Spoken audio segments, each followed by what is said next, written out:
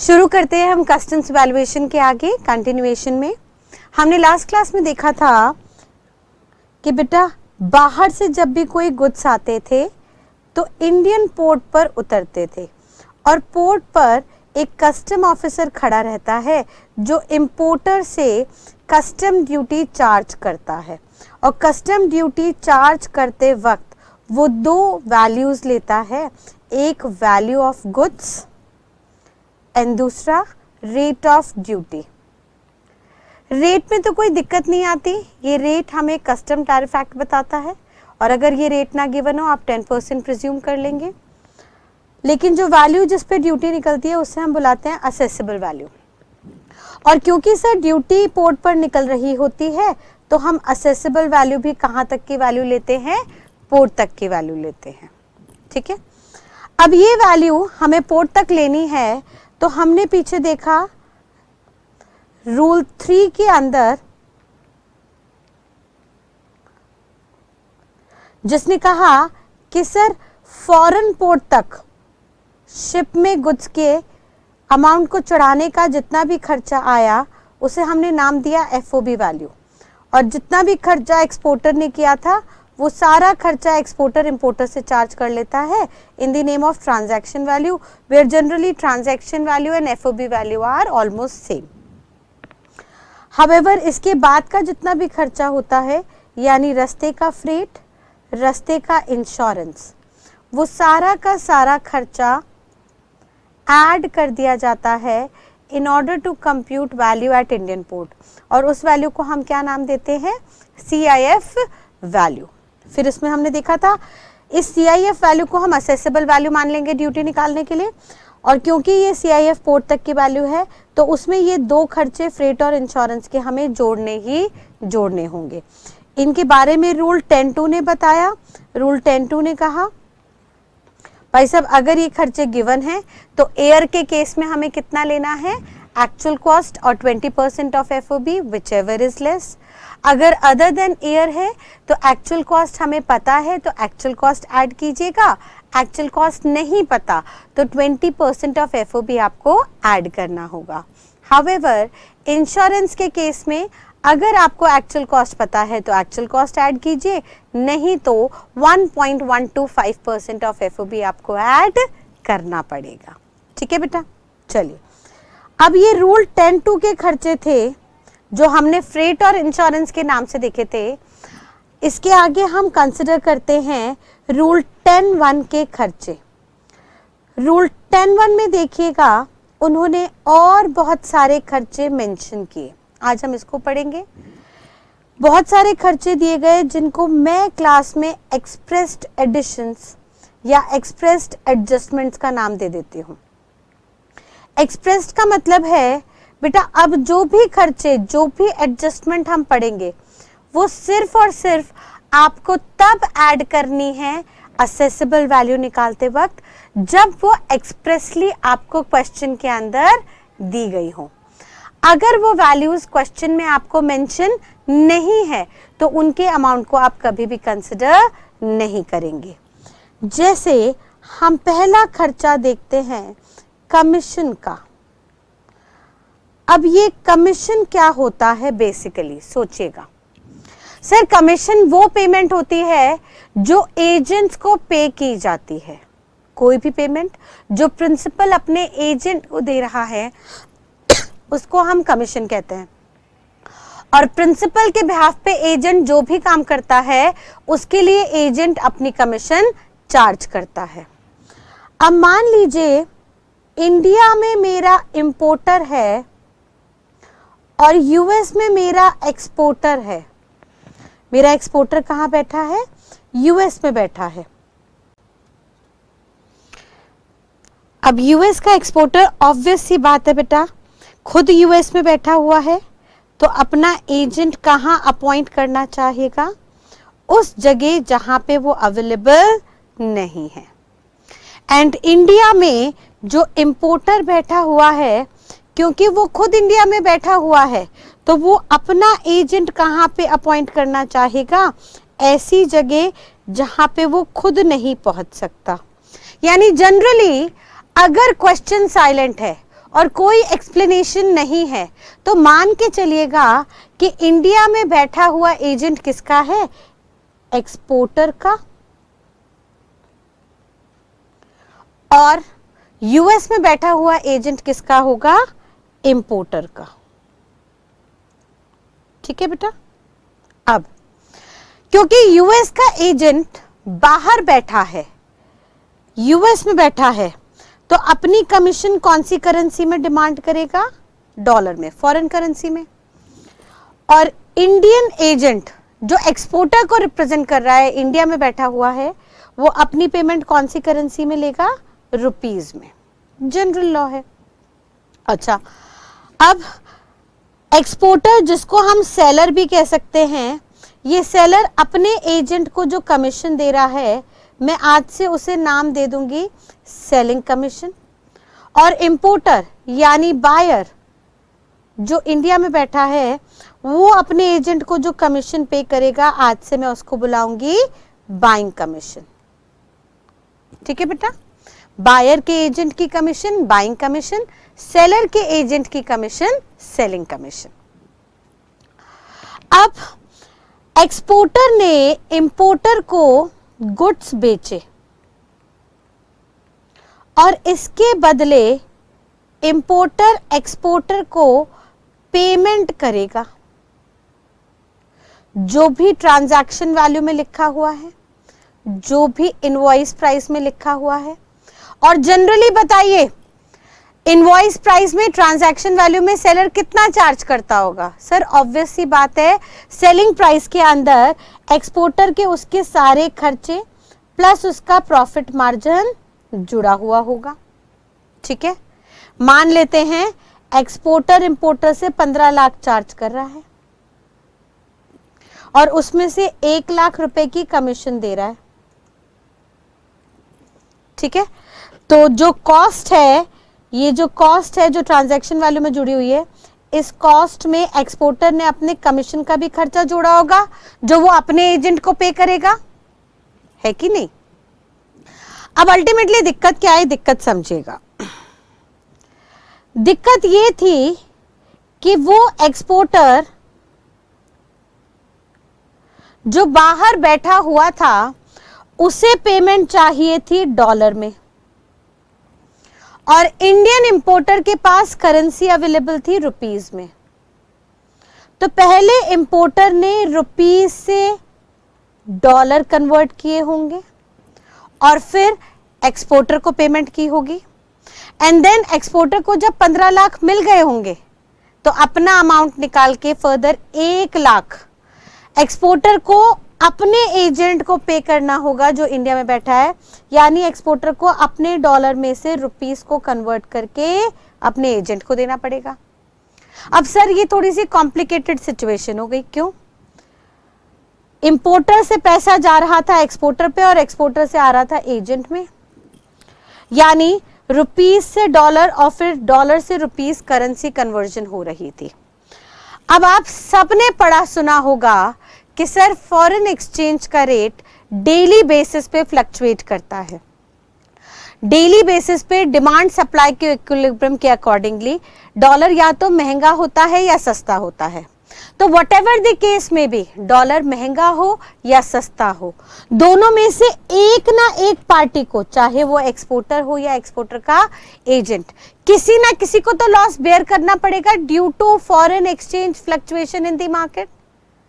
तो ऐसी सिचुएशन में इस फॉरेक्स फ्लक्चुएशन से बचने के लिए एक्सपोर्टर इंपोर्टर से एक अंडरस्टैंडिंग बैठा लेता है, एक म्यूचुअल सहमति से एग्रीमेंट करता है और कहता है एक्सपोर्टर इंपोर्टर को कि भाई आपको 15 लाख मुझे देने हैं, आप मुझे 15 मत दो, आप मुझे खाली 14 लाख रुपए दो। ये सारी करेंसी मैं रुपीज में बात कर रही हूँ, लेट्स से आप मुझे 14 लाख दो। यानी वो अपनी कमीशन, जो अपने एजेंट को कमीशन देनी है, वो नहीं मांग रहा, वो कह रहा है आपको सर सिर्फ और सिर्फ मुझे कितना पे करना है, आप मुझे 14 लाख रुपए दीजिएगा और मेरे 14 में से, 14 तो मेरी पेमेंट है, जो मेरे को 15 लेनी थी, उस 15 में से 1 लाख रुपए मेरे एजेंट को कमीशन पे कर दीजिएगा।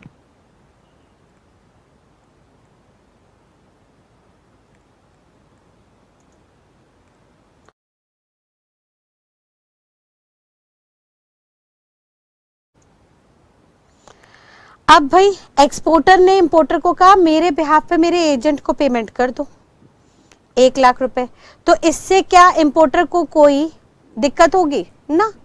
अब बस फर्क क्या होगा, वो पेमेंट जो एक्सपोर्टर अपने एजेंट को कर रहा था, बार बार फॉरेक्स की फ्लक्चुएशन से नुकसान झेल रहा था, उसको अवॉइड करने के लिए एक्सपोर्टर ने इंपोर्टर को कह दिया आप मेरे बिहाफ पे मेरे एजेंट को रुपीस टू रुपीस पेमेंट कर दीजिएगा, इससे मेरा भी फॉरेक्स अकाउंट में लिमिटेड अमाउंट आएगा और ये जो फॉरेन एक्सचेंज फ्लक्चुएशन से नुकसान हो रहा है मैं इससे भी कुछ हद तक बच पाऊंगा। ठीक है बेटा। अब अल्टीमेटली क्या हुआ इस पूरे सिनारियो के अंदर, इंपोर्टर ने 14 लाख रुपए दिए एक्सपोर्टर को और ये 14 लाख रुपए एक्सपोर्टर के इनवॉइस में एज एन इनवॉइस प्राइस या ट्रांजैक्शन वैल्यू शो हो रहे थे। ठीक है। However, on the other side, importer ने एक्सपोर्टर के बिहाफ पे, on behalf of एक्सपोर्टर के बिहाफ पे उसके एजेंट को कमीशन पे कर दी एंड इंपोर्टर ने अपने बिहाफ पे डॉलर में कुछ पेमेंट अपने एजेंट को की, ये पेमेंट गई on behalf of importer himself. अब सोच समझ के बताइएगा इसमें से कौन से खर्चे प्री इंपोर्टेशन है और कौन से खर्चे पोस्ट विजुअलाइज करते हैं। सोचिए, वो एक्सपोर्टर जिसने गुड्स की ओनरशिप इंपोर्टर के नाम पे कर दी है, वो अपने एजेंट को कमीशन इंपोर्टर के द्वारा माल मिलने से पहले पे करवाएगा या माल मिलने के बाद। मान लीजिए इंपोर्टर को गुड्स मिल गया और वो अपनी फैक्ट्री में क्लियर करा के ले जाता है और कल को उसके मन में लालच आ जाता है, वो पेमेंट करने से मना कर देता है, तो भाई साहब एक्सपोर्टर किसी भी हालत में इंपोर्टर से अपने पैसे निकलवा पाएगा ना, पॉसिबल नहीं है। तो प्रैक्टिकली स्पीकिंग एक्सपोर्टर इंपोर्टर को गुड्स मिलने से पहले पहले अपनी सारी पेमेंट करवा देता होगा। तो ये जो सेलिंग कमीशन पे हुआ बेटा, इसको अब से हम क्या मानेंगे, प्री इंपोर्टेशन एक्सपेंस। ये हमारे लिए क्या बन गया, प्री इंपोर्टेशन एक्सपेंस, क्योंकि इस एक्सपेंस के बिना इंपोर्टर गुड्स को पोर्ट से क्लियर करा के ले ही नहीं जा सकता। प्रैक्टिकली इंपोर्टर जब तक एक्सपोर्टर के पूरे पैसों की पेमेंट नहीं कर देता तब तक इंपोर्टर को बोला जाता है भाई साहब आप माल मत उठा के ले जाना, पहले आप पूरा हमारा पैसा पे कर दो। और क्योंकि प्री इंपोर्टेशन एक्सपेंस है, इंपोर्ट से पहले का खर्चा है, उस पॉइंट से पहले का खर्चा है जिस पॉइंट से आपको माल ले जाना था, देयरफॉर इस खर्चे को हम हमेशा क्या करेंगे बेटा, ऐड कर देंगे। इस खर्चे को हमेशा क्या किया जाएगा, ऐड किया जाएगा। हाउएवर ये इंपोर्टर जो अपने एजेंट को बाइंग कमीशन दे रहा है, सोच के बताइएगा ये कमीशन इंपोर्टर अपने एजेंट को कब देगा, जब माल यूएस पोर्ट से चल चुका है या माल जब इंडियन पोर्ट पे इंपोर्टर ने क्लियर करा लिया है।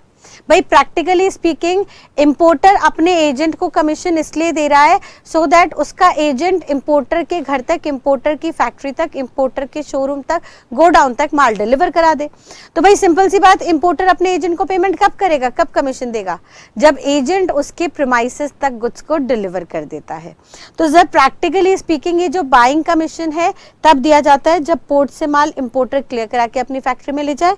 देयरफॉर इसको हम नाम देते हैं पोस्ट इंपोर्टेशन एक्सपेंस। इसको हम क्या नाम देंगे, पोस्ट इंपोर्टेशन एक्सपेंस। और पोस्ट है, इंपोर्ट के बाद का खर्चा है, पोर्ट के बाद का खर्चा है, देयरफॉर इस खर्चे को हम हमेशा क्या करेंगे, इग्नोर। इस खर्चे को हमेशा क्या किया जाएगा, ignore for the purpose of computing custom duty. और यहाँ पे ट्विस्ट क्या है बेसिकली कि ये वो खर्चा है जो फॉरेन करेंसी में पे हुआ, उसको हम फॉरेन करेंसी के खर्चे को हम पोस्ट इंपोर्टेशन मानेंगे और इंडियन करेंसी के खर्चे को हम प्री इंपोर्टेशन खर्चा मान लेंगे। पोस्ट इंपोर्टेशन है तो बेटा सिंपल सी बात है, इग्नोर होगा, प्री इंपोर्टेशन है तो एडेड होगा। और हम कब मानेंगे ये प्री इंपोर्टेशन है? तो उन्होंने कहा सर जब भी एक्सपोर्टर अपने एजेंट को कमीशन दिलवाएगा to avoid foreign exchange fluctuation in India. तो जो भी खर्चा, जो भी कमीशन सेलर के एजेंट को इंडिया में पे की जाएगी इंपोर्टर के द्वारा ऑन बिहाफ ऑफ एक्सपोर्टर, वो सेलिंग कमीशन प्री इंपोर्टेशन मानते हुए हम ऐड कर देंगे। हाउएवर अगर कोई बाइंग कमीशन है जो फॉरेन करेंसी में पे हो रही है इंपोर्टर के द्वारा for clearing his goods from foreign port till Indian port till his factory, इसको हम पोस्ट इंपोर्टेशन मानते हुए इग्नोर कर देंगे। इज दैट क्लियर बेटा? तो आज से दिमाग में बैठाएंगे, जनरली कमीशन अगर क्वेश्चन में दिया हुआ है रुपीस के अंदर तो वो हमारे लिए क्या होगा? Selling commission which shall be added. और अगर कमीशन हमें दिया हुआ है फॉरेन करेंसी के अंदर तो हम मान के चलेंगे ये बाइंग कमीशन है, पोस्ट इंपोर्टेशन एक्सपेंस है, देयरफॉर इसको हम इग्नोर कर देंगे। ठीक है, इज दैट क्लियर? चलिए, कई बार इस कमीशन के केस में एक और सिचुएशन भी क्रिएट हो सकती है और वो सिचुएशन क्या है एक बार देखिएगा। मान लेते हैं एक्सपोर्टर बाहर ही बैठा है यूएस में और इंपोर्टर जो है वो इंडिया में ही बैठा है।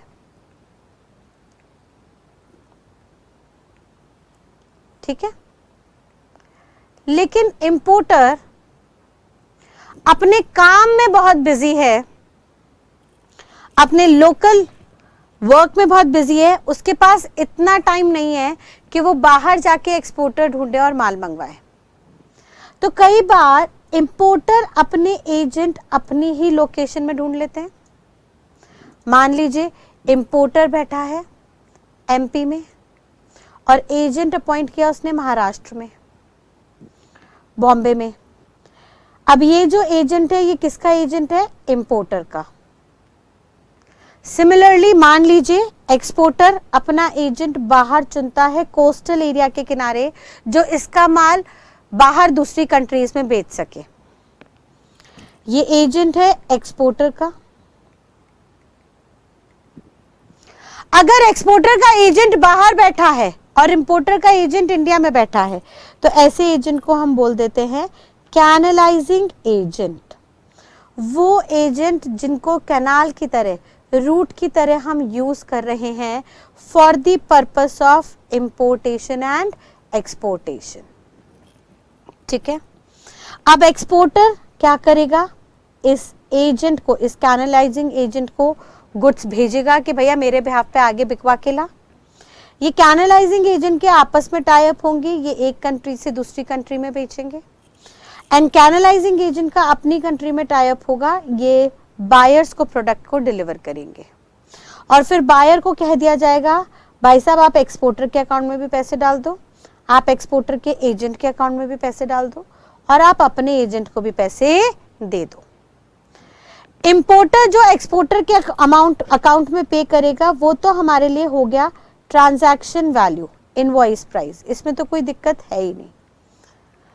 लेकिन इंपोर्टर एक्सपोर्टर के एजेंट की पॉकेट में जो डाल रहा है वो क्या रहा? हमारा सेलिंग कमीशन। भाई सेलर का एजेंट है ये। अब इस बार सेलिंग कमीशन कौन सी करेंसी में पे होगी? भाई क्योंकि एक्सपोर्टर का एजेंट बाहर बैठा है तो उसकी सेलिंग कमीशन फॉरेन करेंसी में पे होगी। वेरेवर इंपोर्टर का एजेंट इंडिया में बैठा है तो इंपोर्टर अपने एजेंट को बाइंग कमीशन पे करेगा which shall be payable in Indian currency. इस बार रिवर्स हो गया ट्रिक। इंडियन करेंसी में इंपोर्टर अपने एजेंट को दे रहा है और फॉरेन करेंसी में इंपोर्टर बाहर एक्सपोर्टर के एजेंट को दे रहा है। जो एक्सपोर्टर के एजेंट को दे रहा है वो हमारे लिए क्या है? सर ऑब्वियस सी बात है, एक्सपोर्टर के एजेंट को माल दिए बिना हम पोर्ट से जनरली माल क्लियर नहीं कराते। तो ये हो गया हमारा प्री इंपोर्टेशन एक्सपेंस, इंपोर्ट से पहले का खर्चा। ठीक है, और वो कमीशन जो इंपोर्टर अपने एजेंट को इंडिया में पे कर रहा है उसे हम क्या नाम दे देते हैं? Post importation expense. और अगर पोस्ट इंपोर्टेशन है तो इस खर्चे को हमेशा क्या किया जाएगा, ignore. Where as pre importation expense है तो इस खर्चे को हमेशा क्या कर दिया जाएगा, ऐड। Is that clear? तो अब इस सिनारियो में क्या हो गया हमारा, अगर कैनलाइजिंग एजेंट है तो मान लीजिए इंपोर्टर का एजेंट इंडिया में ही है उसी की कंट्री में, और एक्सपोर्टर का एजेंट उसकी कंट्री में अब्रॉड में बैठा हुआ है। फिर एक्सपोर्टर के एजेंट को जो सेलिंग कमीशन पे हो रही है वो फॉरेन करेंसी में पे होगी, ना कि इंडियन रुपीस में, और इंडियन एजेंट को जो कमीशन दी जा रही है वो इंडियन रुपीस में होगी। लेकिन इंडियन एजेंट की जो कमीशन है that will be buying commission which is post import expense to be ignored, where as selling commission जो बाहर के बंदे को हम दे रहे हैं वो प्री इंपोर्टेशन एक्सपेंस है, उसको हम ऐड कर देंगे। ठीक है बेटा, यानी कंक्लूजन क्या निकली, मैं क्या कह सकती हूँ, I can conclude this point कि बेटा कमीशन जो है वो दो तरह से लगती है, या तो आप उसको सेलिंग कमीशन मानो या उसको आप बाइंग कमीशन मानो। सेलिंग कमीशन किसके एजेंट को दी जाती है, सेलर के एजेंट को, यानी selling commission is payable to the agent of exporter. और भाई साहब एक्सपोर्टर के बिहाफ के जितने भी खर्चे हैं, एक्सपोर्टर के बिहाफ के जितने भी खर्चे हैं जो एक्सपोर्टर डायरेक्टली पे कर रहा है या इंपोर्टर एक्सपोर्टर के बिहाफ पे कर रहा है, उन सारे खर्चों को आपको असेसेबल वैल्यू कंप्यूट करते वक्त ऐड करना पड़ेगा। ठीक है, वेयर एज इंपोर्टर के एजेंट को जो भी कमीशन दी जा रही है वो सर पोस्ट इंपोर्टेशन एक्सपेंस है, उन सारे खर्चों को इग्नोर करेंगे क्योंकि वो पोर्ट पे गुड्स क्लियर होने के बाद के खर्चे हैं। अगर क्वेश्चन साइलेंट है और वो कह रहा है कि selling commission paid to agent, खाली एजेंट वर्ड लिखा है, तो मान लीजिए सर ये इंडियन रुपीस में पे होगा जब हम इंडियन इंपोर्टर का क्वेश्चन कर रहे हैं। और अगर यहां पे लिखा है एजेंट पेड टू कैनलाइजिंग एजेंट, तो कैनलाइजिंग एजेंट का मतलब मान लेते हैं जिस कंट्री में एक्सपोर्टर बैठा है वहीं पे उसका एजेंट बैठा हुआ है, यानी वहां पे हम फॉरेन करेंसी के अंदर उसको कमीशन पे करेंगे। And what ever the case में भी, दोनों सिचुएशन में जो भी पेमेंट आएगी वो हमेशा हमारे लिए प्री इंपोर्ट एक्सपेंस होगी, जिसको हम हमेशा ऐड कर देंगे फॉर कंप्यूटिंग असेसेबल वैल्यू। ठीक है, एवी में हमेशा ऐड कर दिया जाएगा। Where as buying commission importer के एजेंट को दी जाएगी और इंपोर्टर का एजेंट अगर साइलेंट है तो हम मान के चलेंगे उसे फॉरेन करेंसी में पेमेंट गई है, और अगर फॉरेन करेंसी में पेमेंट गई है तो उसको आप इग्नोर कर देना। लेकिन अगर वो कह रहा है कैनलाइजिंग एजेंट को कमीशन गई है, तो सर कैनलाइजिंग एजेंट हम मान के चलेंगे इंडिया में बैठा हुआ है, यानी इस बार उसको कमीशन इंडियन रुपीस में पे हुई है। तो वॉट एवर द केस में भी आप इसको पोस्ट इंपोर्टेशन खर्चा मानते हुए हमेशा क्या करेंगे, इग्नोर कर देंगे। इज दैट क्लियर बेटा कमीशन के साथ? ठीक है, कमीशन हम हमेशा एजेंट को पे करते हैं और फॉरेन एक्सचेंज फ्लक्चुएशन बचाने के लिए जनरली एक्सपोर्टर इंपोर्टर को कह देता है कि उसके एजेंट को कमीशन दे दीजिए जो इंडिया में लोकेटेड है। इसलिए जनरली इंपोर्टर एक्सपोर्टर के एजेंट को जो इंडिया में लोकेटेड है उसको इंडियन रुपीस में कमीशन पे करता है, which is a pre importation expense to be added. और अगर एक्सपोर्टर का एजेंट बाहर ही बैठा हुआ है तो we'll call him as an canalising agent, जिसको कमीशन फॉरेन करेंसी में जाएगी, फिर हम उस फॉरेन करेंसी की प्री इंपोर्ट खर्चे को ऐड कर देंगे। हाउएवर यही केस बाइंग कमीशन के साथ होता तो खाली एजेंट के केस में हम मानते हैं कि इंपोर्टर ने अपना एजेंट बाहर रखा है, to whom buying commission shall be payable in foreign currency to be ignored, which is a post importation expense, because importer is paying it after clearing the goods from Indian port। and अगर कैनलाइजिंग agent को दे रहे हैं तो sir obvious ही बात है कैनलाइजिंग agent को ये commission in India Indian rupees में जाएगी, फिर उस सिचुएशन में हम उस रुपीस पेमेंट के अंदर इग्नोर कर दी जाएगी being post importation expense. Clear है बेटा कमीशन को लेके बात? आगे नेक्स्ट वो खर्चे की बात करता है पैकिंग की।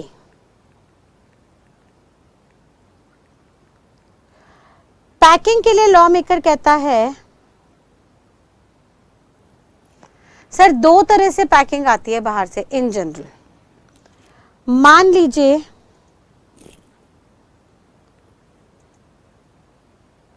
यूएसए से इंडिया में फ्रूट्स डिलीवर किए जा रहे हैं,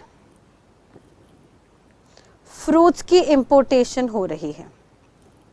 अब फ्रूट्स को जनरली सेलर छोटे छोटे 5-5 किलो के डिब्बे में पैक करके देता है, लेकिन जर्नी है 1.5-2 महीने की जिसमें वो फ्रूट्स सड़ सकते हैं, खराब हो सकते हैं। तो उन्होंने क्या किया, एक्सपोर्टर ने उन फ्रूट्स को बड़े बड़े कंटेनर्स में रख दिया और ये बड़े बड़े कंटेनर्स डीप फ्रिज में थे इन दिस शिप, ठीक है, और उनके साथ छोटे छोटे डिब्बे दे दिए और इंपोर्टर को कहा कि जब आपके पास बड़े बड़े कंटेनर्स आए तो उनमें से आप फ्रूट्स को निकाल लीजिएगा, उनकी छोटी छोटी 1-1, 2-2, 5-5 किलो की पैकिंग बनाइएगा और फिर मार्केट में आगे बेचिएगा, ठीक है। अब भाई डीप फ्रीजर ज़्यादा बड़ा नहीं था तो हम डिब्बों में पैकिंग नहीं कर सकते थे क्योंकि वो डिब्बे अननेसेसरी जगह लेते, तो हमने क्या किया, उसको बड़े कंटेनर में फिट कर दिया। अब लॉ मेकर ने कहा सर इसमें ना 2 तरीके की पैकिंग पोर्ट पर उतरी। एक तो थी नॉर्मल पैकिंग जिसके अंदर गुड्स को, फ्रूट्स को रीपैक करके मार्केट में डिलीवर करना था, मार्केट में बेचना था, और एक थे बड़े बड़े कंटेनर्स विच आर रिटर्नेबल। इन कंटेनर्स को लौटाना था, वापस करना था इंपोर्टर को, एक्सपोर्टर को, यानी इंपोर्टर यानी बायर जब गुड्स को यूज कर लेगा, छोटी पैकिंग में ले जाएगा, तो फिर बड़े कंटेनर को एक्सपोर्टर को रिटर्न कर देगा with in a specified time period. अब लॉ मेकर ने कहा सर ये जो नॉर्मल पैकिंग है ना, ये तो गुड्स के साथ डिलीवर हो गई, ये तो गुड्स के साथ डिलीवर हो गई या हो सकती है, देयरफॉर इनकी तो जितनी भी कॉस्ट है उसको तो ऐड कर दो कस्टम ड्यूटी निकालते वक्त। सर इस पे तो हम कस्टम ड्यूटी चार्ज कर देंगे। लेकिन ये जो रिटर्नेबल पैकिंग है सर, ये पैकिंग तो बायर सेलर को वापस कर देगा, ये पैकिंग तो इंडिया में कंज्यूम होने नहीं वाली है, इंडिया के part of mass of Indian goods का हिस्सा नहीं बनने वाली है। तो सर क्योंकि ये पैकिंग हमें एक्सपोर्टर को वापस करनी है, दे does not form part of mass of Indian goods, therefore sir in goods की कॉस्ट को हमें असेसेबल वैल्यू में नहीं जोड़ना चाहिए, रादर हम इसको इग्नोर कर देंगे। लेकिन आप कह रहे हो कि पैकिंग रिटर्नेबल है, अब हमें ये चेक भी करना है कि वाकई ही वो पैकिंग आपने रिटर्न की या नहीं। इसके लिए हम आपको कुछ कंडीशन देंगे कि आपको इस पैकिंग को रिटर्न करना पड़ेगा, to be returned within 6 months from the date of their importation.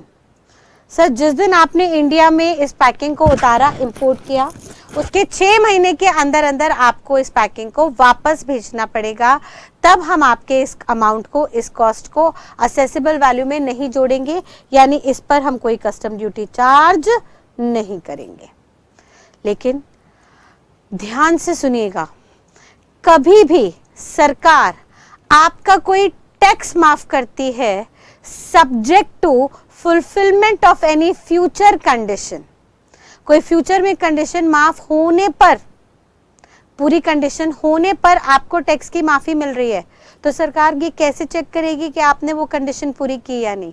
भाई साहब वो कह रही है कि 6 महीने के अंदर अंदर रिटर्न कर दिया तो ही हम टैक्स माफ करेंगे, नहीं तो नहीं।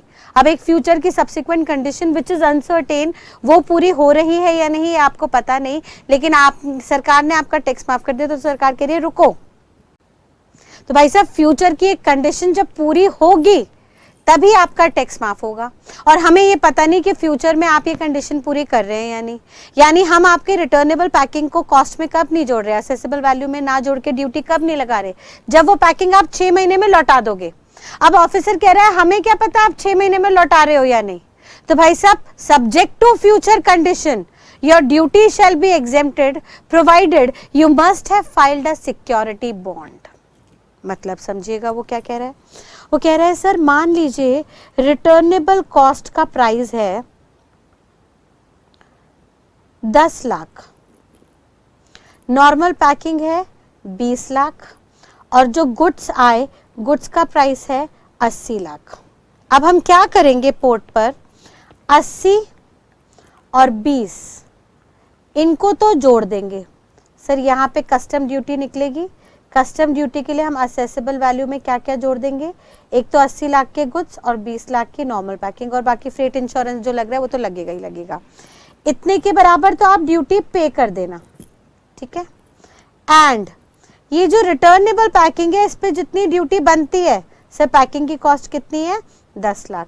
अब 10 लाख पे मान लीजिए 40% की ड्यूटी लगती है, तो सर 4 लाख के अमाउंट के बराबर आप ड्यूटी मत देना, बट इतने अमाउंट के बराबर आपको एक सिक्योरिटी बॉन्ड हमारे पास जमा कराना पड़ेगा, सो दैट आपने भाई 100 लाख पे तो जितनी ड्यूटी बनती थी दे दी, लेकिन ये जो 4 लाख की ड्यूटी रिटर्नेबल पैकिंग पे बनती है इसका एक सिक्योरिटी बॉन्ड दे दीजिए बैंक में एफडी की फॉर्म में। यानी आप बैंक में 4 लाख रुपए जमा करा दीजिए सब्जेक्ट टू अदर कंडीशंस और उसका सर्टिफिकेट हमारे पास दे दीजिएगा, सो दैट आप ये पैसा निकाल ना सकें। और हमारे पास ये सर्टिफिकेट 6 महीने तक रखा रहेगा। 6 महीने में अगर आप आ गए अपना माल लौटाने के लिए, आपने विद इन 6 मंथ्स अपने माल को लौटा दिया, तो ये सिक्योरिटी आप पूरी की पूरी वापस ले जाइएगा, हमें आपसे 1 रुपया नहीं चाहिए। लेकिन अगर आप 6 महीने के अंदर नहीं आए लौट के, आप जाओगे तो इसी पोर्ट से, आप 6 महीने में नहीं आए इस पैकिंग को लौटाने के लिए, तो हम मान लेंगे इस पैकिंग को आप अपने पास रखने वाले हो, कंज्यूम करने वाले हो। फिर इस पे ड्यूटी लगनी चाहिए थी जो हमने आपसे पहले चार्ज नहीं की, अब हम वो ड्यूटी चार्ज कर लेंगे by breaking the bond which you have filed with the bank. जो सिक्योरिटी बॉन्ड, जो इंडेमनिटी बॉन्ड आपने जमा करवाया था, उसको तोड़ के हम अपना पैसा रिकवर कर लेंगे अगर कल को आप लौट के नहीं आते हो। और अगर आप टाइमली लौट के आ जाते हो, अपनी गलती मानते हो, पूरा टैक्स जमा कराते हो, पूरी ड्यूटी पे करते हो, तो आप अपना ये सिक्योरिटी बॉन्ड वापस ले जाना। यानी आज से ध्यान रखेंगे पूरे आईडीटी में व्हेनेवर टैक्स और duty is exempted subject to fulfilment of any future condition. Future में किसी कंडीशन के पूरे होने पे टैक्स या ड्यूटी माफ हो रहा है, तो उस सिचुएशन में हम आपको पूरी की पूरी छूट दे देंगे, बशर्ते आपसे उतने अमाउंट के बराबर एक सिक्योरिटी डिपॉजिट रखवा लिया जाएगा, ठीक है। और अगर बेटा एग्जाम में क्वेश्चन साइलेंट है, वो कह रहा है खाली रिटर्नेबल पैकिंग, उसने एक्सपेंस में लिख दिया रिटर्नेबल पैकिंग 2 लाख रुपए, लेकिन वो ये नहीं बता रहा कि वो पैकिंग रिटर्न हो रही है या नहीं, तो आप हमेशा मान के चलिएगा कि इंपोर्टर ने उस पैकिंग को 6 महीने में रिटर्न कर ही दिया होगा, क्योंकि उसे भी पता है कि सर ये पैकिंग रिटर्न तो हमें करनी ही है, आज नहीं तो कल, 6 महीने के अंदर नहीं तो 6 महीने के बाद। लेकिन अगर मैंने 6 महीने के बाद किया तो मुझे उस पर टैक्स देना पड़ जाएगा, which is not a feasible decision, therefore वो हमेशा कोशिश करेगा इस पैकिंग को 6 महीने में लौटाने की, ठीक है बेटा, क्लियर एकदम। चलिए, तो हमने रिटर्नेबल और पैकिंग के लिए हमने क्या क्रक्स बनाया, हमने कहा बेटा जब भी पैकिंग वर्ड आ जाए तो 2 तरीके की पैकिंग होगी, रिटर्नेबल एंड नॉर्मल पैकिंग। अगर रिटर्नेबल पैकिंग है तो आपको हमेशा क्या करना है, उसको इग्नोर और नॉर्मल को ऐड, बशर्ते हम कब मानेंगे वो इग्नोर हो रहा है, जब वो विद इन 6 मंथ्स रिटर्न हो जाता है। अगर वो रिटर्न नहीं होता तो हम उसका अमाउंट को टैक्सेबल कर लेते हैं, असेसेबल वैल्यू में जोड़ देते हैं। और वो कैसे जोड़ते हैं, by filing a security bond equivalent to amount of duty payable on such returnable packing. उस रिटर्नेबल पैकिंग की कॉस्ट पे जितनी ड्यूटी लगती, अगर हम उसको असेसेबल वैल्यू में जोड़ते तो जितनी ड्यूटी लगती उतने के बराबर हम आपसे सिक्योरिटी बॉन्ड भरवा लेंगे, जमा करवा लेंगे। आपने 6 महीने में रिटर्न कर दिया तो आपका पैसा वापस, नहीं रिटर्न किया तो उसको तोड़ के हम अपनी ड्यूटी रिकवर कर लेंगे। इज दैट क्लियर बेटा? चलिए, तो आपको ये थर्ड एक्सपेंस भी क्लियर हो गया, सॉरी सेकंड एक्सपेंस भी क्लियर हो गया। हमने दो एक्सपेंसेस अभी तक देखे। पहला हमने देखा कमीशन, जिसमें हम सेलिंग कमीशन पे फोकस करेंगे, उसको असेसेबल वैल्यू में जोड़ेंगे। दूसरा खर्चा हमने देखा पैकिंग, जिसमें हम रिटर्नेबल पैकिंग को इग्नोर करेंगे और नॉर्मल पैकिंग को ऐड करेंगे। अब हम तीसरा खर्चा यहाँ पे कंसिडर करते हैं,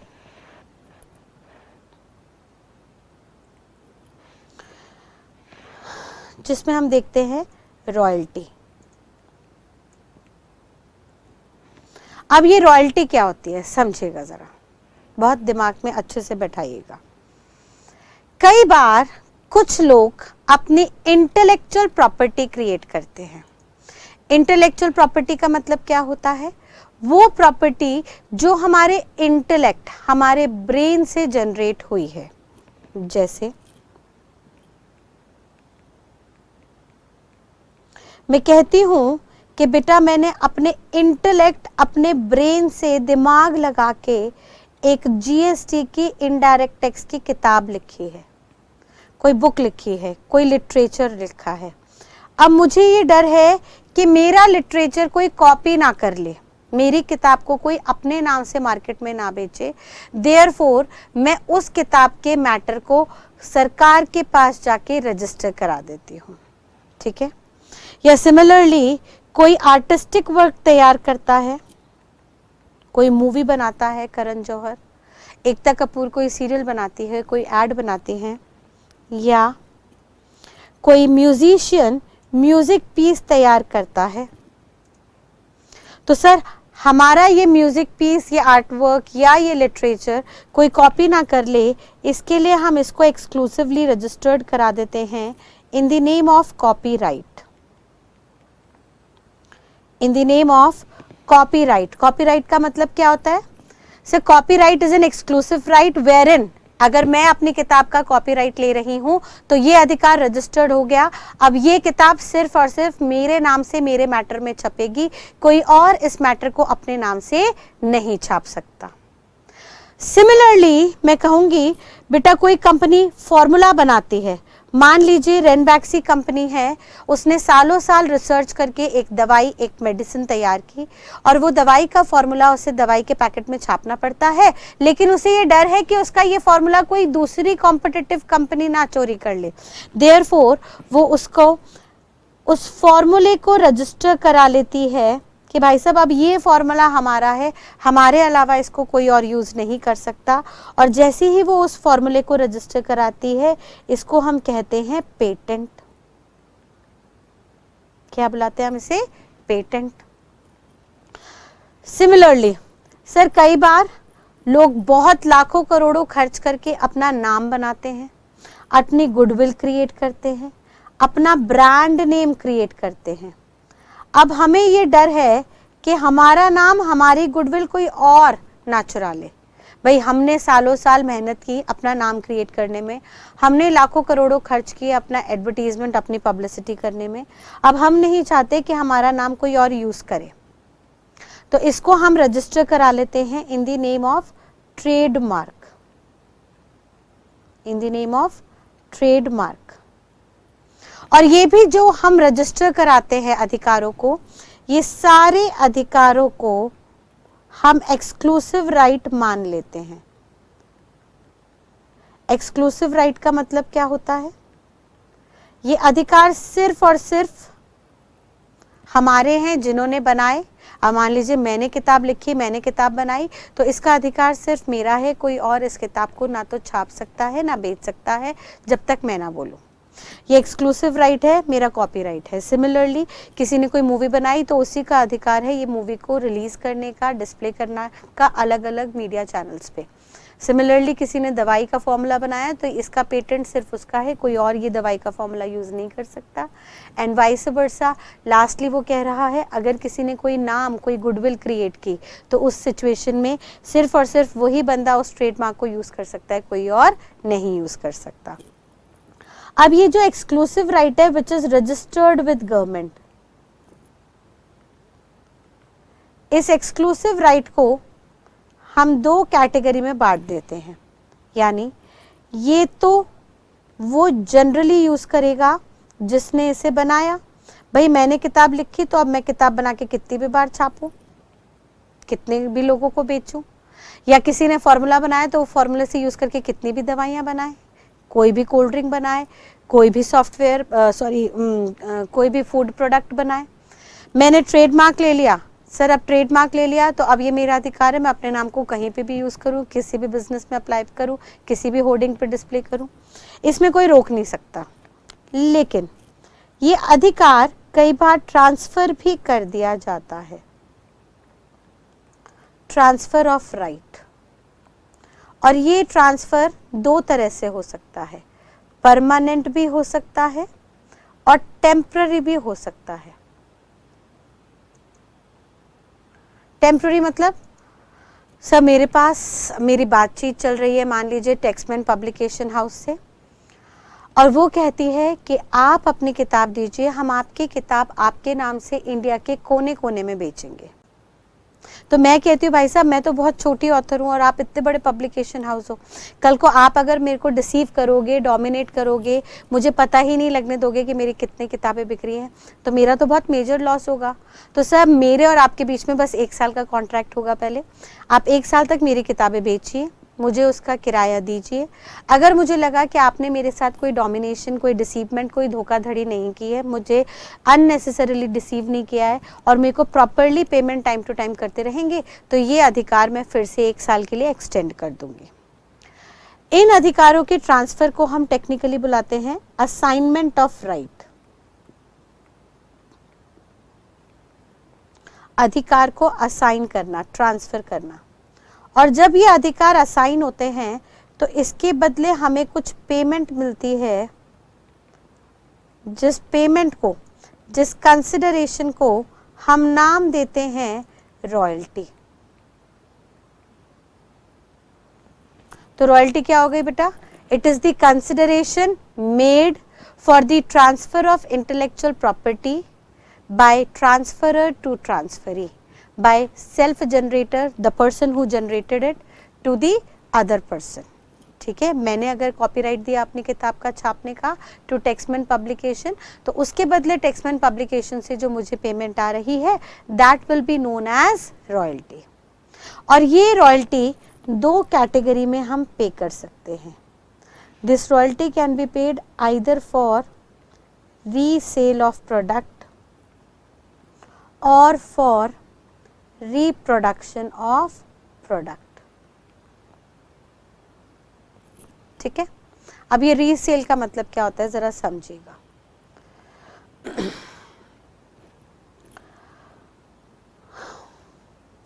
मान लीजिए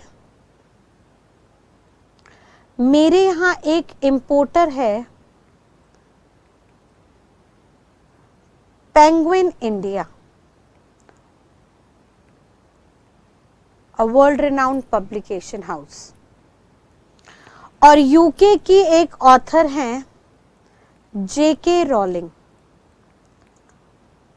a world renowned author, जिनकी एक बुक बहुत पॉपुलर है मार्केट में, हैरी पॉटर। अब जेके रॉलिंग पेंगुइन इंडिया को अपनी बुक्स पब्लिश करके देती हैं, उनको बिकवाने का अधिकार देती हैं। और मान लीजिए एक बुक की कॉस्ट है 1200 रुपए। अब पेंगुइन इंडिया जेके रॉलिंग को कहता है कि मैम ये जो जितनी भी किताबें हैं आप प्लीज इन्हें बेचने का एक्सक्लूसिव राइट सिर्फ और सिर्फ मुझे दीजिए, मेरे अलावा ये किताबें कोई और बेच ना सके। तो जो जेके रॉलिंग ऑथर कहते हैं कि उससे आपको क्या फायदा? तो पेंगुइन इंडिया कहती है मैम अगर आप मुझे राइट दे देंगे for resale of your books in India, आपकी किताब इंडिया में सिर्फ और सिर्फ मैं ही बेचूं, मेरे अलावा कोई और ना बेचे, अगर आप ऐसा अधिकार देते हैं तो सर मैं मोनोपोली में होऊंगा, मैम मैं मोनोपोली में होऊंगा, और मैं मोनोपोली में होऊंगा तो ऑब्वियस सी बात है मेरे को प्राइस तय करने का अधिकार मिलेगा। मैं सिंगल सेलर होऊंगा तो मैं अपना प्रॉफिट मार्जिन थोड़ा सा बढ़ा के भी बेच सकता हूँ, मेरा कोई कंपटीशन नहीं होगा, और जब मैं ज़्यादा दामों पे बेचूंगा तो उससे फ़ायदा होगा हमें। जेके रोलिंग कहती है फायदा तो आपको होगा, मुझे क्या फायदा होगा। तो पेंगुइन इंडिया कहता है मैम क्योंकि आपने एक्सक्लूसिव राइट मुझे दे दिया अपनी किताबों को बेचने का, तो मेरा प्रॉफिट मार्जिन ऑब्वियसली बढ़ेगा और उसके चलते उस प्रॉफिट का आधा हिस्सा मैं आपको दूंगा इन द नेम ऑफ रॉयल्टी। कहता है मैम बुक्स तो मैंने 1200 की खरीदी, मैं आपको रॉयल्टी दूंगा फॉर रीसेल, और ये रॉयल्टी मैं दूंगा लेट्स से 500 रुपए की। ठीक है, तो अब लॉ मेकर कहता है सर ये जो 500 रुपए की रॉयल्टी मिली ना उन किताबों में जो यूएसए से इंडिया आ रही थी, सॉरी यूके से इंडिया आ रही थी, तो सर ये किताबों की पेमेंट गई, this payment is made against tangible books. उन किताबों के बदले पेमेंट आ रही है जो टेंजिबल है, जो फिजिकली टच एंड सीन हो सकती है। ठीक है, आगे सेकंड सिनेरियो, दूसरी सिचुएशन बनाते हैं। पेंगुइन इंडिया ने कुछ टाइम बाद जेके रोलिंग को कहा कि मैम आपकी किताबें इंडिया में बहुत महंगी पड़ रही हैं, आपके यहाँ यूके में लेबर बहुत महंगी, यूके से यहाँ तक ट्रांसपोर्टेशन का खर्चा आते आते बढ़ जाता है, फिर इंडिया में उतरते उतरते इस पे कई तरीके की कस्टम ड्यूटी लग जाती है, एंड अल्टीमेटली मार्केट में आपकी किताब बहुत महंगी बिकती है, जिसके चलते इसकी डिमांड बहुत घट गई है। इसका प्राइस इतना ज्यादा है कि डिमांड बहुत घटी हुई है, वो भी ऐसी किताब की जिसकी मूवी बनी हुई है, और मूवी पायरेटेड सीडीज में 20-20 रुपए में आपको बहुत सारी मार्केट्स में, पालिका बाजार एंड अदर लोकल मार्केट्स के अंदर मिल जाती है। तो जो कस्टमर है वो उन मूवीज को, पायरेटेड सीडीज को देखना ज्यादा प्रेफर करता है as compare to the books printed by you. तो अब जेके रोलिंग कहती है क्या किया जाए, तो यहाँ पे पेंगुइन इंडिया कहता है जेके रोलिंग को कि मैम अब एक हमारे पास ऑप्शन है, आप मुझे अधिकार दे दीजिए पेपर पे कि आपके नाम से किताब मैं इंडिया में छाप के आगे बेचूं। जब आपके नाम की किताब मैं इंडिया में छापूंगा तो ऑटोमेटिकली हमारा खर्चा कम हो जाएगा, क्योंकि इंडिया में प्रिंटिंग कॉस्ट, लेबर कॉस्ट बहुत कम है as compare to UK. Plus UK से इंडिया तक का आने का ट्रांसपोर्टेशन का खर्चा भी नहीं रहा, प्लस बाहर से कोई भी गुड्स इंपोर्ट नहीं हो रहे तो कस्टम ड्यूटी भी नहीं लग रही। तो अल्टीमेटली कॉस्ट इतनी घट जाएगी कि ऑटोमेटिकली प्राइस कम होते ही डिमांड बढ़ जाएगी, और डिमांड बढ़ी तो आपको मेरे को दोनों को फायदा है। अब जेके रोलिंग कहती है पेंगुइन इंडिया को कि सर मुझे क्या फायदा, तो पेंगुइन इंडिया कहती है मैम हर किताब के बनने पर, छपने पर मैं आपको रॉयल्टी दूंगी for reproduction, royalty for right of reproduction.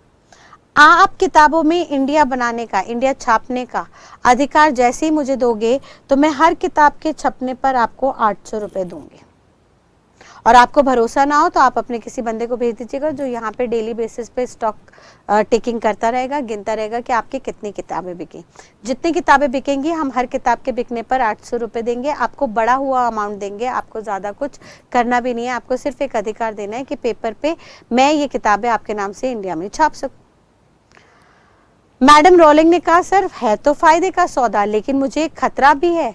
आप कह रहे हो आपके लेबर की कॉस्ट कम है, आपके यहाँ प्रिंटिंग कॉस्ट कम है, तो कल को सस्ती किताबें बन के आप मेरे यहाँ ही कम्पीट करने ना आ जाओ, मेरा ही कंपटीशन ना बन जाओ, यूके में ना बेचने लगो। तो मैं आपको ये अधिकार दे रही हूँ कि आप किताबें छाप सकते हो, लेकिन सिर्फ और सिर्फ अपनी इंडियन टेरिटरी के अंदर, और वहीं पे इन किताबों को बेचोगे। यानी जेके रोलिंग ने आपको अधिकार दे दिया, इस पेमेंट के बदले आपको क्या मिला, अधिकार दे दिया for reproduction of goods in India. अब आप बुक्स को, गुड्स को इंडिया में बनाना, इंडिया में प्रोड्यूस करना, बाहर से आपको कुछ भी लाने की जरूरत नहीं है। यानी इस पेमेंट में ये जो पेमेंट हुई है इसके बदले बाहर से कोई टेंजिबल गुड्स नहीं आ रहे, यहाँ पे आपको सिर्फ एक अधिकार आ रहा है, पेमेंट इज मेड। क्या इसके बदले कोई टेंजिबल गुड्स आ रहे हैं? ना, इसके बदले कोई टेंजिबल बुक्स नहीं आ रही, रैदर इसके बदले क्या आ रहा है, एक इनटेंजिबल अधिकार आ रहा है। और क्योंकि एक इनटेंजिबल अधिकार आ रहा है तो सर ये सर्विस बन जाएगा, ना कि गुड्स। और जब भी सर्विस इंपोर्ट होती है तो सर हम कस्टम में कवर नहीं करते, फिर उसको हम जीएसटी में ले जाके देखेंगे, वहाँ पे उसको चार्ज किया जाएगा। यानी जब भी royalty for right of reproduction आएगी, जब भी आप रॉयल्टी पे करेंगे for giving right to reproduce something in India, then that shall not be covered under custom duty, rather that shall be chargeable under GST। ठीक है, यानी आपके question में दो तरह से रॉयल्टी आ सकती है, आइदर रॉयल्टी फॉर रीसेल और royalty for right of reproduction. अगर रॉयल्टी फॉर रीसेल है तो रीसेल का मतलब क्या हो रहा है, सेल दोबारा किस चीज की हो रही है? सर सेल हमेशा गुड्स की होती है, सर्विसेज की नहीं होती। तो री मतलब दोबारा सेल किसकी हो रही है? जिसकी पहली बार सेल हो चुकी है और कस्टम में पड़ रहे हैं, यानी इंपोर्ट होके आया, यानी यहाँ पे आपको उसके बदले कुछ टेंजिबल गुड्स मिले हैं। देयरफॉर आपको उसे क्या करना है, हमेशा ऐड कर देना है while computing custom duty. Where as जब भी आप वहां पे royalty for giving right of reproduction कर रहे हो तो सर यहाँ पे आपके पास कोई टेंजिबल गुड्स नहीं आ रहे, रेदर इनटेंजिबल राइट आ रहा है। और अगर इनटेंजिबल राइट आ रहा है तो आपको कस्टम के लिए इसको इग्नोर करना है, और क्योंकि राइट आया तो इसको जीएसटी के लिए आपको ऐड करना होगा, जिसको हम जीएसटी में जाके रेफर करेंगे। यानी अल्टीमेटली क्या होगा, जब ये सर्विस होगी क्योंकि इंटेंजिबल नेचर की है तो that shall not be covered under custom, rather shall be covered under GST. और जब जीएसटी में कवर होगी तो अल्टीमेटली इसको कस्टम में इग्नोर करेंगे, जीएसटी में ऐड करेंगे, where as royalty for resale shall be added in custom duty. ठीक है बेटा, सो 3 खर्चे हो गए, कौन कौन से? पहला कमीशन, जिसमें हम सेलिंग कमीशन लेंगे, बाइंग कमीशन नहीं। दूसरा पैकिंग, जिसमें हम नॉर्मल पैकिंग लेंगे, रिटर्नेबल पैकिंग नहीं। तीसरा रॉयल्टी, जिसमें हम royalty for resale of goods in India लेंगे, ना कि रॉयल्टी फॉर रिप्रोडक्शन। ठीक है बेटा, चलिए 4th एक्सपेंस हम देखते हैं। वो बात कर रहा है डिसमेंटलिंग एंड इंस्टॉलेशन की। जैसा कि नाम से ही आपको क्लियर होगा बेटा, डिसमेंटलिंग का मतलब क्या होता है? डिसमेंटलिंग का मतलब होता है टू अनअसेंबल, किसी को टुकड़ों टुकड़ों में अलग करना। और इंस्टॉलेशन का मतलब क्या होता है? टू असेंबल, कोई टुकड़े हुई चीज को जोड़ देना। जैसे मान लीजिए इंडिया में हमने पहली बार जापान से मेट्रो ट्रेन इंपोर्ट करवाई, तो सोचिए जापानीज मैन्युफैक्चरर ने मेट्रो ट्रेन बनाई होगी, उसको उन्होंने चला के देखा होगा, ट्रायल रन किया होगा। जब वो सेटिस्फाई रहे होंगे तब उन्होंने परमिट कर दिया होगा कि हाँ भाई इसको आप एक्सपोर्ट कर दो इंडिया को। तो अब मेट्रो ट्रेन जिसके कंपार्टमेंट्स हैं, कनेक्टर्स है, ट्रैकर है जिसके ऊपर चल रही है, वो एज इट इज उठ के तो इंडिया में आ नहीं सकती भाई। इतना बड़ा तो कोई शिप होगा नहीं जिसमें वो एज इट इज उठ के आ जाए, और इतना बड़ा शिप हुआ भी तो भी सर प्रैक्टिकली इसको कैरी करना बहुत मुश्किल है। तो हम हमेशा क्या करते होंगे, बड़े प्लांट एंड मशीनरीज के केस में जहाँ पे गुड्स ह्यूज अमाउंट में, ह्यूज साइज में आ रहे हैं, वहाँ पे हम हमेशा in huge plant and machineries को पहले डिसमेंटल करते होंगे, उनको पहले अनअसेंबल करते होंगे, टुकड़ों टुकड़ों में करते होंगे। इनके कनेक्टर्स हटा देंगे, ट्रैकर्स हटा देंगे, एंड देन टुकड़ों टुकड़ों में चीज़ों को ले जाके यहाँ से यहाँ तक साइड पे कैरी किया जाएगा। ये जो अनअसेंबल्ड फॉर्म में गुड्स आते हैं, इनको हम नाम देते हैं CKD और SKD, शॉर्ट फॉर्म होती है। इसका फुल नेम है CKD stands for completely knock down goods, completely knocked down goods, and SKD stands for semi knocked down goods। knocked down मतलब भाई साहब अंजर पंजर अलग कर रखे, एक एक पार्ट अलग अलग निकाला हुआ है। तो अगर सारे के सारे पार्ट अलग अलग किए हुए हैं तो वो कंप्लीटली नॉकडाउन हो गया। और सर सारे पार्ट अलग अलग नहीं किए, बड़े बड़े पार्ट अलग कर दिए, बाकी इंटरनली छोटे छोटे पार्ट एज इट इज रखे हैं। सर गाड़ी आ रही है, गाड़ी का इंजन अलग कर दिया, सीट अलग कर दी, और बीच का जो कन्वर्टर जो उसकी बॉडी थी वो वैसे ही रहने दी। तो सर ये फिर सेमी नॉकडाउन है, क्योंकि हर एक पार्ट उसका टुकड़े टुकड़े नहीं किया गया। अब ये चाहे सेमी नॉकडाउन फॉर्म में या कंप्लीटली नॉकडाउन फॉर्म में जब इंडिया पहुंचती होगी, तो सोचिए क्या इंडिया में आते ही पोर्ट पर उतारते ही उसको इंस्टॉल कर दिया जाता होगा? ना, पॉसिबल ही नहीं है। सर पोर्ट तक आई, क्योंकि उसका साइज ही बड़ा था तो हम उसको अनइंस्टॉल्ड फॉर्म में लेके आए। अब ऑब्वियस सी बात है हमें इसे आगे भी लेके जाना है, पोर्ट तक तो नहीं रहेगी।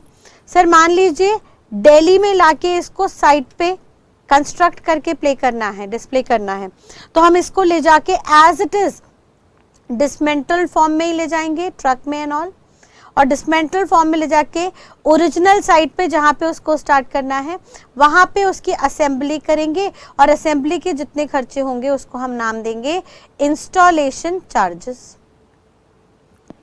ठीक है, तो अब सोच के देखिए इस सिचुएशन में क्या होगा, आप खुद बताइएगा, दिमाग लगाइएगा। ये जो डिसमेंटलिंग का खर्चा है, हमें कहाँ तक की वैल्यू चाहिए कस्टम ड्यूटी के लिए? इंडियन पोर्ट तक की वैल्यू चाहिए। तो ये पोर्ट से पहले का खर्चा है डिसमेंटलिंग का या बाद का? ऑब्वियस सी बात है ये डिसमेंटलिंग का खर्चा प्री इंपोर्टेशन एक्सपेंस है, और क्योंकि ये प्री इंपोर्टेशन एक्सपेंस है तो ऑब्वियस सी बात है इसको हम क्या करेंगे, ऐड कर देंगे। हावेवर यहां पर जो इंस्टॉलेशन हो रही है वो पोर्ट पे गुड्स उतरने के बाद हो रही है या पहले हो रही है? ऑब्वियस सी बात है गुड्स पे उतरने के बाद हो रही है। देयरफॉर ये खर्चा क्या बन गया, पोस्ट इंपोर्टेशन। और पोस्ट इंपोर्टेशन है तो इसको हम क्या कर देंगे, इग्नोर कर देंगे for the purpose of computing custom duty. ठीक है, यानी हमारा यहाँ पे सिचुएशन क्या क्या बनी, हमने दो खर्चे देखे, एक हमने देखा डिसमेंटलिंग का, दूसरा इंस्टॉलेशन का। डिसमेंटलिंग के लिए उन्होंने कहा सर ये प्री इंपोर्टेशन एक्सपेंस है, देयरफॉर इसको आप ऐड कर दीजिए। और जहां पे हमने देखा installation which is a post importation expense, उसको हमें करने को क्या बोल दिया गया, इग्नोर। सिंपल सी बात, क्लियर है। चलिए नेक्स्ट खर्चा देखते हैं।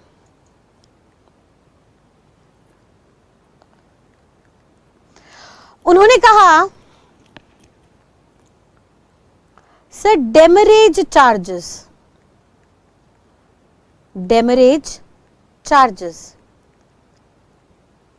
अब ये डेमरेज का मतलब क्या होता है, दिमाग में बैठाएंगे।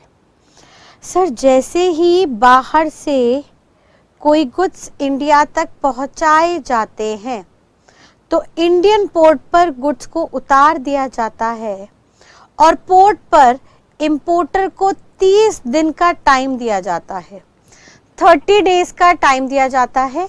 सर यहाँ पे विद इन 30 डेज आप या तो ड्यूटी पे कीजिए और माल को क्लियर करा के ले जाइए, या आप दूसरा ड्यूटी अभी नहीं दे सकते तो इन गुड्स को कस्टम के वेयरहाउस में रिमूव करवा दीजिए bye filing a security bond. हम देखेंगे आगे चल के। यानी यहाँ पे दो काम हो सकते हैं, या तो आप क्लियरेंस करा दीजिए फॉर होम कंजम्पशन। यहाँ पे होम का मतलब लिटरली घर नहीं है, होम का मतलब है इंडिया। फिर इंडिया में आप चाहे अपने घर ले जाएं, आप इसको फैक्ट्री ले जाएं, गोडाउन ले जाएं, हमें कोई दिक्कत नहीं। लेकिन अगर आपको अपने प्रीमाइसेस पे इन गुड्स को लेके जाना है तो आपको पहले ड्यूटी पे करनी पड़ेगी। और अगर ड्यूटी पे करने के लिए फ़िलहाल आपके पास पैसे नहीं हैं या आप अभी नहीं देना चाहते तो आप कस्टम के गोडाउन इन गुड्स को रिमूव करवा सकते हैं। लेकिन इन दोनों में से एक ना एक काम आपको करवाना पड़ेगा विद इन 30 डेज। अब मान लीजिए एक इंपोर्टर है, उसको 35-40 दिन लगेंगे माल को क्लियर कराने में, यानी 35-40 दिन में उसका पैसा आने वाला है जो वो पे करके कस्टम ऑफिसर को अपना माल छुड़वा लेगा। अब वो सोचता है सर कौन जाए वेयर हाउस में, वेयर हाउस का खर्चा अलग देना पड़ेगा, तो वो चुपचाप बैठा रहता है और 30 दिन तक ना वो अपना माल क्लियर कराने आता है ड्यूटी देके, ना वो इन गुड्स के लिए एप्लीकेशन फाइल करता है कि कस्टम वेयर हाउस भेज दो। तो लॉ मेकर कहता है अगर इस सिचुएशन में 30 दिन से ज्यादा हो गए तो भाई साहब पोर्ट पे भी तो आपने रश कर रखा है, पोर्ट में इतनी जगह नहीं है, पोर्ट पे डेली बेसिस पे लाखों करोड़ों लोग उतर रहे हैं, लाखों करोड़ों का माल उतर रहा है, तो हम आपको 30 दिन से ज्यादा यहाँ पे नहीं देने वाले। अगर आपने 30 दिन से ज्यादा माल रखा तो हम 31st डे ऑनवर्ड्स आपके ऊपर एक पेनल्टी चार्ज करेंगे इन the name of demurrage charges. क्या नाम दिया गया उसे? Demurrage charges. क्लियर है? एक जजमेंट आई मैंगलोर रिफाइनरीज एंड पेट्रोकेमिकल्स की, जहां पे कोर्ट ने कहा कि सर ये जो डेमरेज का खर्चा है, ये खर्चा बताइए, खुद सोच के बताइएगा, प्री इंपोर्ट है या पोस्ट इंपोर्ट है? पोर्ट से पहले का खर्चा है या पोर्ट के बाद का खर्चा है? सर ऑब्वियस सी बात है, ये पोर्ट के बाद का खर्चा है, पोस्ट इंपोर्ट एक्सपेंस है। देयरफॉर इस खर्चे को आप क्या करेंगे? इग्नोर करेंगे for the purpose of computing custom duty. ठीक है मैम, एक डेमरेज ना हमने लास्ट क्लास में भी पढ़ा था। बाहर से एक बड़ा सा शिप आ रहा था जो इंडियन किनारे तक नहीं पहुंच पा रहा था, तो उसको एंकर डाल के हमने दूर जेटी पे खड़ा कर दिया और वहां से छोटी नाव की सहायता से माल किनारे तक पहुंचाया गया। तो भाई साहब डेमरेज जो वर्ड है, दैट इज अ मीनिंग और that is a word given to any payment made for delay in clearance. Clearance होने की वजह से, सॉरी क्लियरेंस में डिले होने की वजह से कोई भी खर्चा जो असेसी पे इंपोर्टर पे पड़ता है, that will be known as demurrage. अगर डिले शिप से हो रहा है, बड़े शिप से छोटे शिप में माल ट्रांसफर किया जा रहा था और शिप से डिले हो रहा है, शिप किनारे तक नहीं आ पा रहा, आपके पोर्ट तक नहीं पहुंच पा रहा because of his huger size, larger size, तो सर इस खर्चे को हम नाम देते थे शिप डेमरेज एक्सपेंस। और डेमरेज डिले अगर शिप पे ही हो गई तो सर ऑब्वियस सी बात थी, उसको हम प्री इंपोर्ट मानते थे, क्योंकि पोर्ट का मतलब, इंपोर्ट का मतलब तब है जब माल पोर्ट पे उतर जाता है। प्री इंपोर्ट खर्चा था तो सर ऐड करते थे। खाली डेमरेज है, खाली डेमरेज वर्ड दिया है तो मान लीजिए ये खर्चा कहाँ का है? Eight port. एट पोर्ट है तो इसको हम पोस्ट इंपोर्टेशन खर्चा मान लेंगे और इस खर्चे को हम इग्नोर कर देंगे। ये बात सुप्रीम कोर्ट ने क्लैरिफाई की in the case of Mangalore refineries and petrochemicals limited, जहां पे सुप्रीम ने कोर्ट ने दो खर्चे बांटे थे, शिप डेमरेज एंड डेमरेज। अगर खाली डेमरेज है तो ये पोर्ट का खर्चा है, शिप डेमरेज है तो ये जेटी का खर्चा है। जेटी का खर्चा है तो ऑब्वियस सी बात है सर फिर ये प्री इंपोर्ट है, और अगर पोर्ट का खर्चा है तो ये पोस्ट इंपोर्ट है। प्री इंपोर्ट खर्चा है तो सर इसको हम ऐड कर देंगे और पोस्ट इंपोर्ट खर्चा है तो इसको हम इग्नोर कर देंगे। ये बात कोर्ट ने क्लैरिफाई की in the case of Mangalore refineries and petrochemicals limited. ठीक है बेटा, क्लियर है? चलिए नेक्स्ट खर्चा देखते हैं एक बार हम।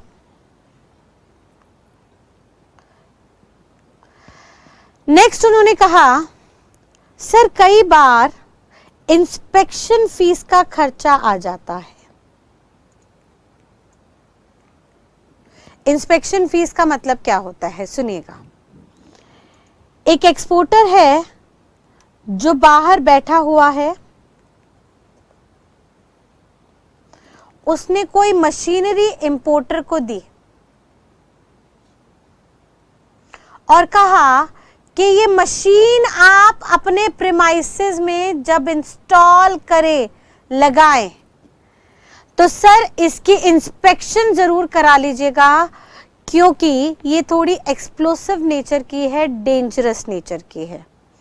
मान लीजिए बाहर से फायर एक्सटिंग्विशर बॉल्स आ रही हैं, जिनको फायर लगने पे, फेंके जाने पे फायर को हम रोक सकते हैं, लेकिन इनको हैंडल करने के लिए हमें कुछ ट्रेनिंग देनी पड़ेगी, हमें कुछ इंजीनियर्स भेजने पड़ेंगे इनको इंस्टॉल करते वक्त, जो इंस्पेक्ट करेंगे कि कोई लीकेज तो नहीं है, कोई खतरा तो नहीं है, क्योंकि भाई साहब इतनी दूर से माल आया है, रास्ते में शिप हिलता डुलता आया है, ट्रक हिलता डुलता आया है, जिन्होंने माल यहाँ तक पहुँचाया है, तो कहीं कोई स्क्रैचेस, कोई तोड़फोड़, कोई डैमेज ना हुआ हो जिसके चलते ये नुकसानदायक ना हो जाए। तो एक्सपोर्टर ने इंपोर्टर को कहा कि भाई साहब मैं अपना इंस्पेक्टर भेजूंगा, या तो ये इंस्पेक्टर मेरा होगा या किसी थर्ड एजेंसी से बुला लेना। लेकिन वो कह रहा है बेटा जब भी ये मंगवाना इसी के सामने आप इंस्टॉल करना, यानी बिना इंस्पेक्शन के आप इस मशीन को इंस्टॉल मत करना। यानी जो भी इंस्पेक्शन का खर्चा होगा, सर भले ही ये इंस्पेक्शन का खर्चा इंडियन साइट पे आके होगा, सर जहां पे भी इस मशीन को इंस्टॉल करना है वहां पे आके होगा, यानी टेक्निकली तो ये पोस्ट इंपोर्टेशन खर्चा है, सर इंपोर्ट के बाद का खर्चा है। लेकिन वो कहता है सर अगर इस खर्चे को कॉन्ट्रैक्ट का हिस्सा माना हुआ है, यानी इट इज कंपल्सरी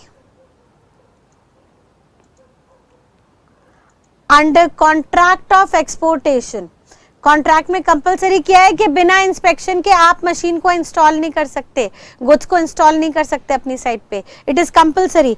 तो सर फिर हम इसको प्री इंपोर्ट मानेंगे, भले ही ये खर्चा इंडिया में आके इनकर क्यों ना हो। प्री हमने इसको क्यों माना? बिकॉज सर ये प्री कंडीशन है, इसके बिना माल ही नहीं बेचा जाता। ये प्री कंडीशन थी कि आप अगर हमसे खरीदोगे तो आपको इंस्पेक्ट करवाना ही पड़ेगा, और क्योंकि प्री कंडीशन है, इस कंडीशन को पूरा किए बिना माल इंडिया तक आता ही नहीं, देयरफॉर इसको हम प्री इंपोर्टेशन एक्सपेंस मानेंगे। और क्योंकि ये प्री इंपोर्टेशन एक्सपेंस है, देयरफॉर इस खर्चे को हम क्या कर देंगे? ऐड कर देंगे। ठीक है बेटा। However, on the other side, अगर ये खर्चा कंपलसरी नहीं होता, सर आपकी मर्जी है, आप इंस्पेक्ट कराओ, आप ना कराओ, कोई इसका नेचर बहुत डेंजरस हजार्डस नेचर नहीं है, तो सर फिर क्योंकि ये प्री कंडीशन तो है नहीं, माल इंपोर्ट करने की कोई कंडीशन तो है नहीं यहाँ पे, और ये एक्चुअल खर्चा कहाँ पे हो रहा है? इंडिया में साइट के आने के बाद, जो भी साइट है वहाँ पे जाने के बाद। देयरफॉर इस खर्चे को हम पोस्ट इंपोर्टेशन एक्सपेंस मानते हैं, और पोस्ट इंपोर्टेशन एक्सपेंस मानते हुए इस खर्चे को हम इग्नोर कर देंगे for the purpose of computing custom duty. यानी टेक्निकली यहाँ पे हमारे पास क्या हो गया? इंस्पेक्शन चार्जेस के लिए उन्होंने इंस्पेक्शन चार्जेस के लिए दो सिचुएशन बनाई। सर अगर ये कंपलसरी है कॉन्ट्रैक्ट में तो प्री कंडीशन है, प्री इंपोर्टेशन एक्सपेंस है। अगर ये कंपलसरी नहीं है तो कोई कंडीशन नहीं है, फिर ये पोस्ट इंपोर्टेशन है। अगर प्री इंपोर्टेशन है तो सर इसको ऐड कीजिए, और अगर पोस्ट इंपोर्टेशन है तो इसको इग्नोर कर दीजिए। ठीक है बेटा, क्लियर एकदम? चलिए एक बार क्विकली रिकैप देखिएगा, हमने क्या क्या खर्चे देखे। हमने पहला खर्चा देखा कमीशन, जिसमें हमने कहा सेलिंग कमीशन को लेंगे, बाइंग कमीशन को नहीं। सेलिंग कमीशन के लिए उन्होंने कहा कौन सा सेलिंग कमीशन है? उन्होंने कहा सर सेलिंग कमीशन वो खर्चा है, उन्होंने कहा सेलिंग कमीशन वो खर्चा है जो एक्सपोर्टर के एजेंट को देते हैं। अगर खाली एजेंट लिखा है तो सर रुपीस में होगा, कैनलाइजिंग एजेंट है तो डॉलर में होगा, उसको ऐड कर दीजिएगा। ठीक है। और यहाँ पे बाइंग कमीशन है वो इंपोर्टर के एजेंट को होगा, अगर खाली एजेंट है तो सर डॉलर में होगा फॉरेन करेंसी में, और कैनलाइजिंग एजेंट है तो इंडियन रुपीस में होगा, उसको इग्नोर कर दीजिएगा। देन नेक्स्ट हमने सेकंड खर्चा देखा sir packing charges. Packing normal charges आपको लेने होंगे, रिटर्नेबल नहीं, प्रिज्यूमिंग दैट रिटर्नेबल पैकिंग 6 महीने में रिटर्न हो गई होगी। देन उसके बाद थर्ड खर्चा हमने कहा रॉयल्टी के लिए। रॉयल्टी के लिए उन्होंने कहा नेक्स्ट खर्चा उन्होंने कहा रॉयल्टी का। सर रॉयल्टी क्या होता है? हमने कहा कोई भी कॉपीराइट वगैरह, कोई भी इंटेलेक्चुअल प्रॉपर्टी किसी ने क्रिएट की है, ट्रेडमार्क लिया है, पेटेंट लिया है, कॉपीराइट लिया है, हम उसके इस अधिकार को अगर शेयर कर रहे हैं तो उस पर हम सामने वाले को, क्रिएटर को कुछ कंपनसेशन, कुछ कंसिडरेशन देते हैं, जिसको हम रॉयल्टी कहते हैं। अगर इम्पोर्टेड गुड्स के केस में रॉयल्टी आ रही है for resale of goods in India, यानी उसके बदले टेंजिबल गुड्स इंडिया में आ रहे हैं तो इसको कस्टम के लिए ऐड कर देंगे। लेकिन अगर रॉयल्टी दी जा रही है उस अधिकार के लिए जिसके तहत आप इंडिया में उन गुड्स को रिप्रोड्यूस करेंगे, तो सर ऑब्वियस सी बात है यहाँ पे कोई टेंजिबल गुड्स नहीं आ रहे, रादर एक इंटेंजिबल अधिकार आ रहा है, और अधिकार आ रहा है तो वो सर्विस है, फिर उसको जीएसटी के अंदर चार्ज करेंगे ना कि कस्टम में। कस्टम में उसको इस अमाउंट को इग्नोर कर दिया जाएगा। देन उसके बाद हमने नेक्स्ट खर्चा देखा था dismantling and installation charges. Dismantling and installation में उन्होंने कहा बाहर से कोई मशीनरी बड़ी इक्विपमेंट्स आ रहे हैं, तो सर हमारा मानना है कि वो जो डिसमेंटलिंग का खर्चा किया होगा मशीन को, इक्विपमेंट्स को कंप्लीटली या सेमी नॉकडाउन करने के लिए, ये इंपोर्ट से पहले का खर्चा है, प्री है, इसको ऐड कर दीजिए। लेकिन उसको आप इंडियन साइट पे ले जाके इंस्टॉल करते हैं तो सर ये पोस्ट इंपोर्टेशन खर्चा है, इसको हम इग्नोर कर देंगे। देन उसके बाद हमने फिफ्थ एक्सपेंस देखा डेमरेज का। अगर नॉर्मल डेमरेज है तो सर वो इंडियन पोर्ट का खर्चा है। पोर्ट पर 30 डेज के अंदर अंदर आपको या तो गुड्स क्लियर कराने हैं ड्यूटी देके, या आप उसको कस्टम के वेयर हाउस में भेज देते हैं। अगर इस टाइम लिमिट के अंदर आप गुड्स को वहाँ से नहीं उठाते तो डिले होने पर हम आपके ऊपर कुछ चार्जेस लगाएंगे जिसको डेमरेज कहते हैं। सर खाली डेमरेज है यानी पोर्ट का खर्चा है, इसको हम हमेशा इग्नोर करेंगे बीइंग पोस्ट इंपोर्टेशन एक्सपेंस। लेकिन अगर क्वेश्चन में शिप डेमरेज कह रहा है यानी बाहर से शिप में आने में डिले हो रहा है due to transshipment and all, तो उस सिचुएशन में वो प्री इंपोर्टेशन खर्चा है, उसको हम ऐड कर देंगे। देन इसके बाद बेटा हमने देखा था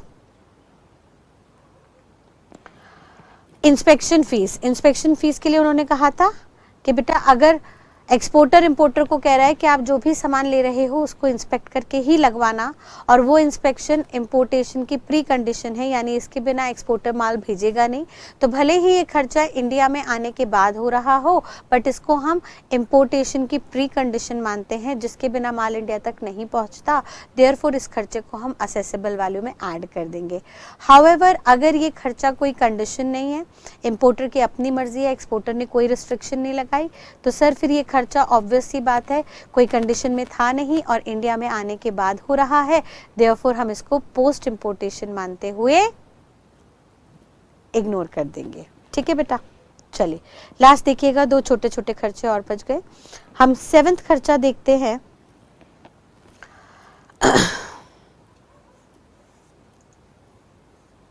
मटीरियल,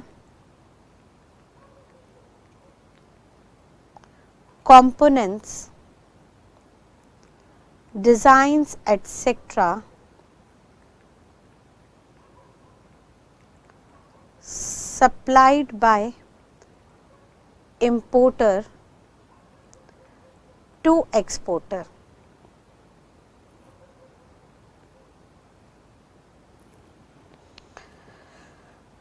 देखिएगा बेटा एक बार एग्जाम्पल के थ्रू हम इस बात को समझते हैं।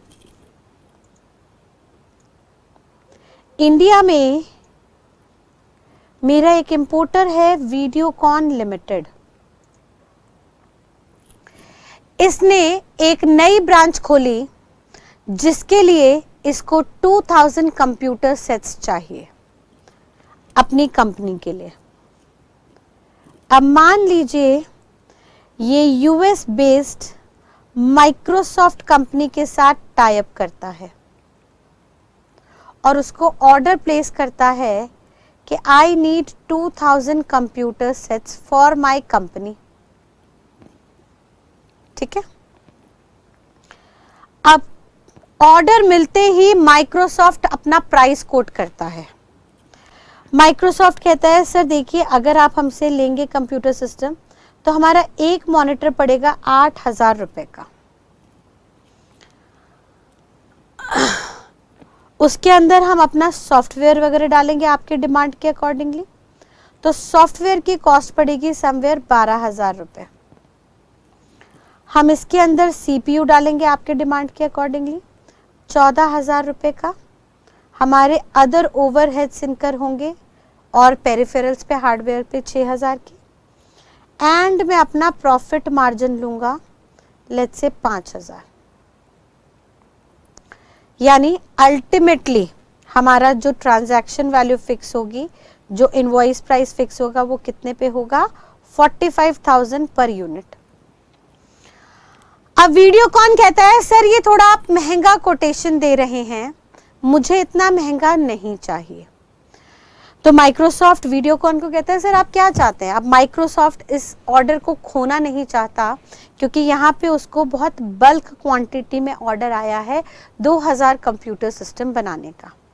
तो माइक्रोसॉफ्ट वीडियोकॉन को कहता है सर आप क्या चाहते हैं वो बताइए, हम आपकी रिक्वायरमेंट के अकॉर्डिंगली आपको फैसिलिटेट करेंगे। अब वीडियोकॉन कहता है सर देखिए ये जो कंप्यूटर में मॉनिटर आप लगा रहे हैं ना, ये मॉनिटर आप मत लगाइए, हम भी एलईडी स्क्रीन्स के अंदर डील करते हैं, हम भी इसकी मैन्युफैक्चरिंग करते हैं, तो हम आपको मॉनिटर भेज देंगे, आप हमारा वाला मॉनिटर स्क्रीन पे लगा देना, जिसकी कॉस्ट मात्र 3000 रुपये है। सर क्योंकि हमारी खुद की मैन्युफैक्चरिंग है तो हमें बहुत सस्ता पड़ता है।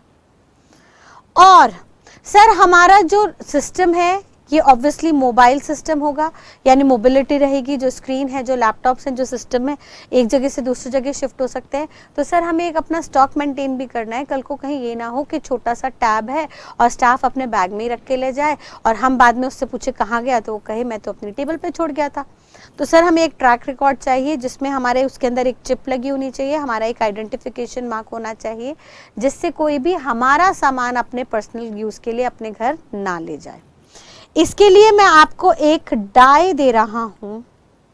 वीडियोकॉन कहता है माइक्रोसॉफ्ट को मैं एक डाई दे रहा हूँ, एक साँचा दे रहा हूँ, जिसके अंदर हमारा लेबल, हमारा नाम लगा हुआ है।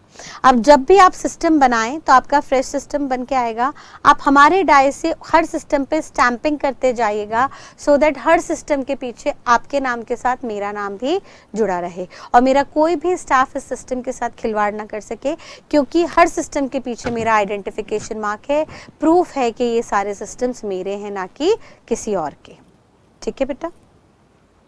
अच्छा वो कहता है सर इस डाई की कॉस्ट जो होगी, लेट्स से मान लीजिए 2000 रुपए पर यूनिट होगी, लेट्स से। ठीक है। तीसरा, वीडियोकॉन कहता है माइक्रोसॉफ्ट को सर आप सॉफ्टवेयर भी अपना मत लगाइएगा, मैंने अभी रिसेंटली ऑस्ट्रेलिया से एक सॉफ्टवेयर खरीदा है, वो सॉफ्टवेयर जो मैंने आपको खरीदा है, मैंने वहां से खरीदा है, वो मैं आपको डिलीवर कर दूंगा, जिसकी पर यूनिट कॉस्ट 7000 रुपए पड़ेगी।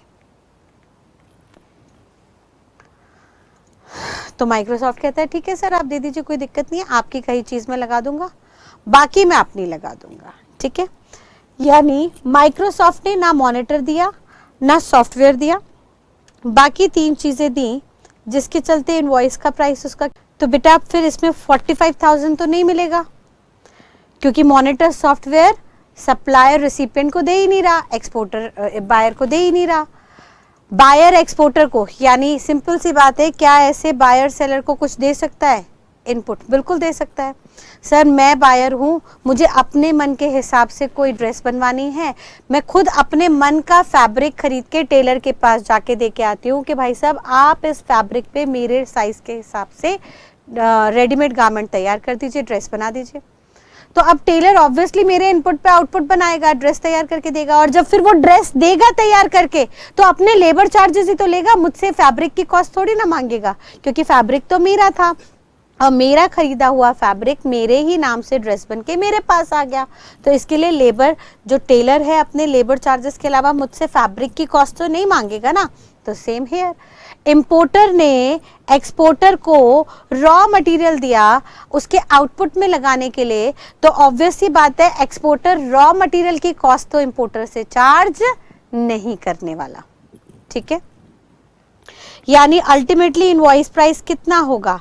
सर 45 की जगह वो सिर्फ जितना पे कर रहा है उसका टोटल यानी 25,000 उसे पे करना होगा, इंपोर्टर को एक्सपोर्टर को पे करना होगा। और एक्सपोर्टर जब इंपोर्टर को गुड्स डिलीवर करेगा, कंप्यूटर सिस्टम भेजेगा, तो उसमें इनवॉइस प्राइस भी साथ में मेंशन करके दे देगा, that is of 25,000 per unit. लेकिन बताइए क्या वाकई ये सिस्टम इंडिया में 25,000 रुपए पे आ गया? नहीं। लॉ मेकर ने कहा सर कोई भी खर्चा जो इंपोर्टर कर रहा है या एक्सपोर्टर कर रहा है, उन एक्सपोर्टेड गुड्स को इंडिया के पोर्ट तक एक्सपोर्ट करने के लिए यानी अगर इंपोर्टर के पॉइंट से देखें तो उन गुड्स को जो बाहर से बन के आ रहे हैं इंडियन पोर्ट तक इंपोर्ट करने के लिए, फिर चाहे वो खर्चा एक्सपोर्टर ने किया है चाहे वो खर्चा इंपोर्टर ने किया है, उन सब के एग्रीगेट वैल्यू को आप असेसेबल वैल्यू मान लेंगे। यानी उन्होंने कहा सर असेसेबल वैल्यू हो जाएगी जो भी इनवॉइस प्राइस था यानी 25,000 प्लस इसमें हम उस मॉनिटर उस इनपुट की कॉस्ट भी जोड़ेंगे। जो इंपोर्टर अगर नहीं देता तो एक्सपोर्टर को लगाना पड़ता। सर मॉनिटर अगर इंपोर्टर नहीं देता तो एक्सपोर्टर को तो देना पड़ता। हम वो डाइस की भी कॉस्ट को जोड़ेंगे जो डाइस सिस्टम में यूज हुए। अगर ये यूज नहीं होते तो सिस्टम बन के नहीं आता। यहाँ पे इन डाइस की भी खर्चों को जोड़ो। हम सर उस कॉस्ट को भी जोड़ेंगे जो सॉफ्टवेयर डिजाइन डेवलपमेंट वर्क्स आए उनको भी जोड़ेंगे। एंड फाइनली उसके अंदर फ्रेट इंश्योरेंस वगैरह जोड़ के जो भी खर्चा आएगा उसको हम असेसेबल वैल्यू मान लेंगे। मैम जो सामान हमने इंडिया से एक्सपोर्ट किया उसकी भी कॉस्ट को जोड़े? उन्होंने कहा यस, उसकी भी कॉस्ट को आपको जोड़ना पड़ेगा। आज से ध्यान रखना, कोई भी खर्चा चाहे वो रॉ मटेरियल है, चाहे कोई कंपोनेंट है या कोई डिजाइन डेवलपमेंट वर्क है undertaken outside India. Outside India का मतलब क्या है?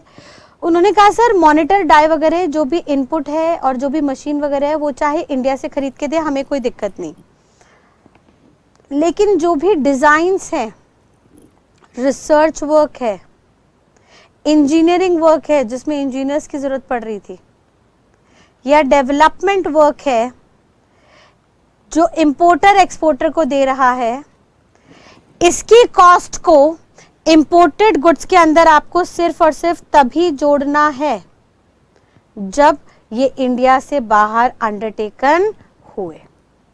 क्यों सर? इसका मतलब क्या है? अगर ये डिजाइन डेवलपमेंट इंडिया में हुए होते तो हम उसकी कॉस्ट को नहीं जोड़ते? नहीं जोड़ते बेटा, बिल्कुल नहीं जोड़ते। वो कहता है अगर ये डिजाइन डेवलपमेंट वर्क बाहर से बन के आया तो आपसे बड़ा बेवकूफ कोई नहीं है।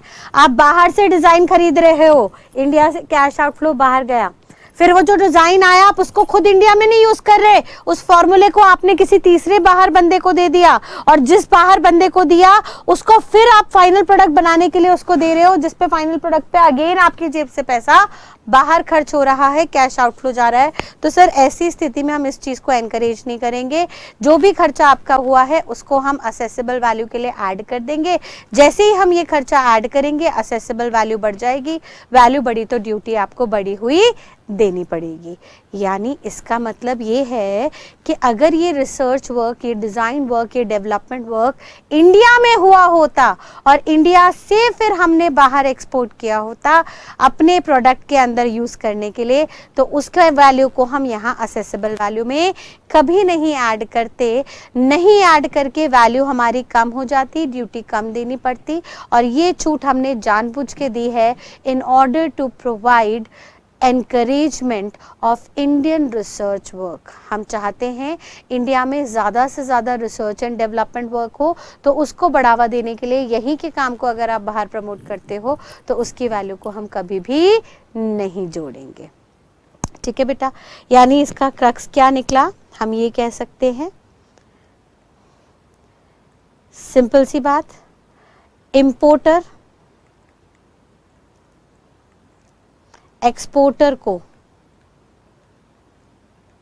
सप्लाई करता है कोई भी तीन चीजें, रॉ मटेरियल,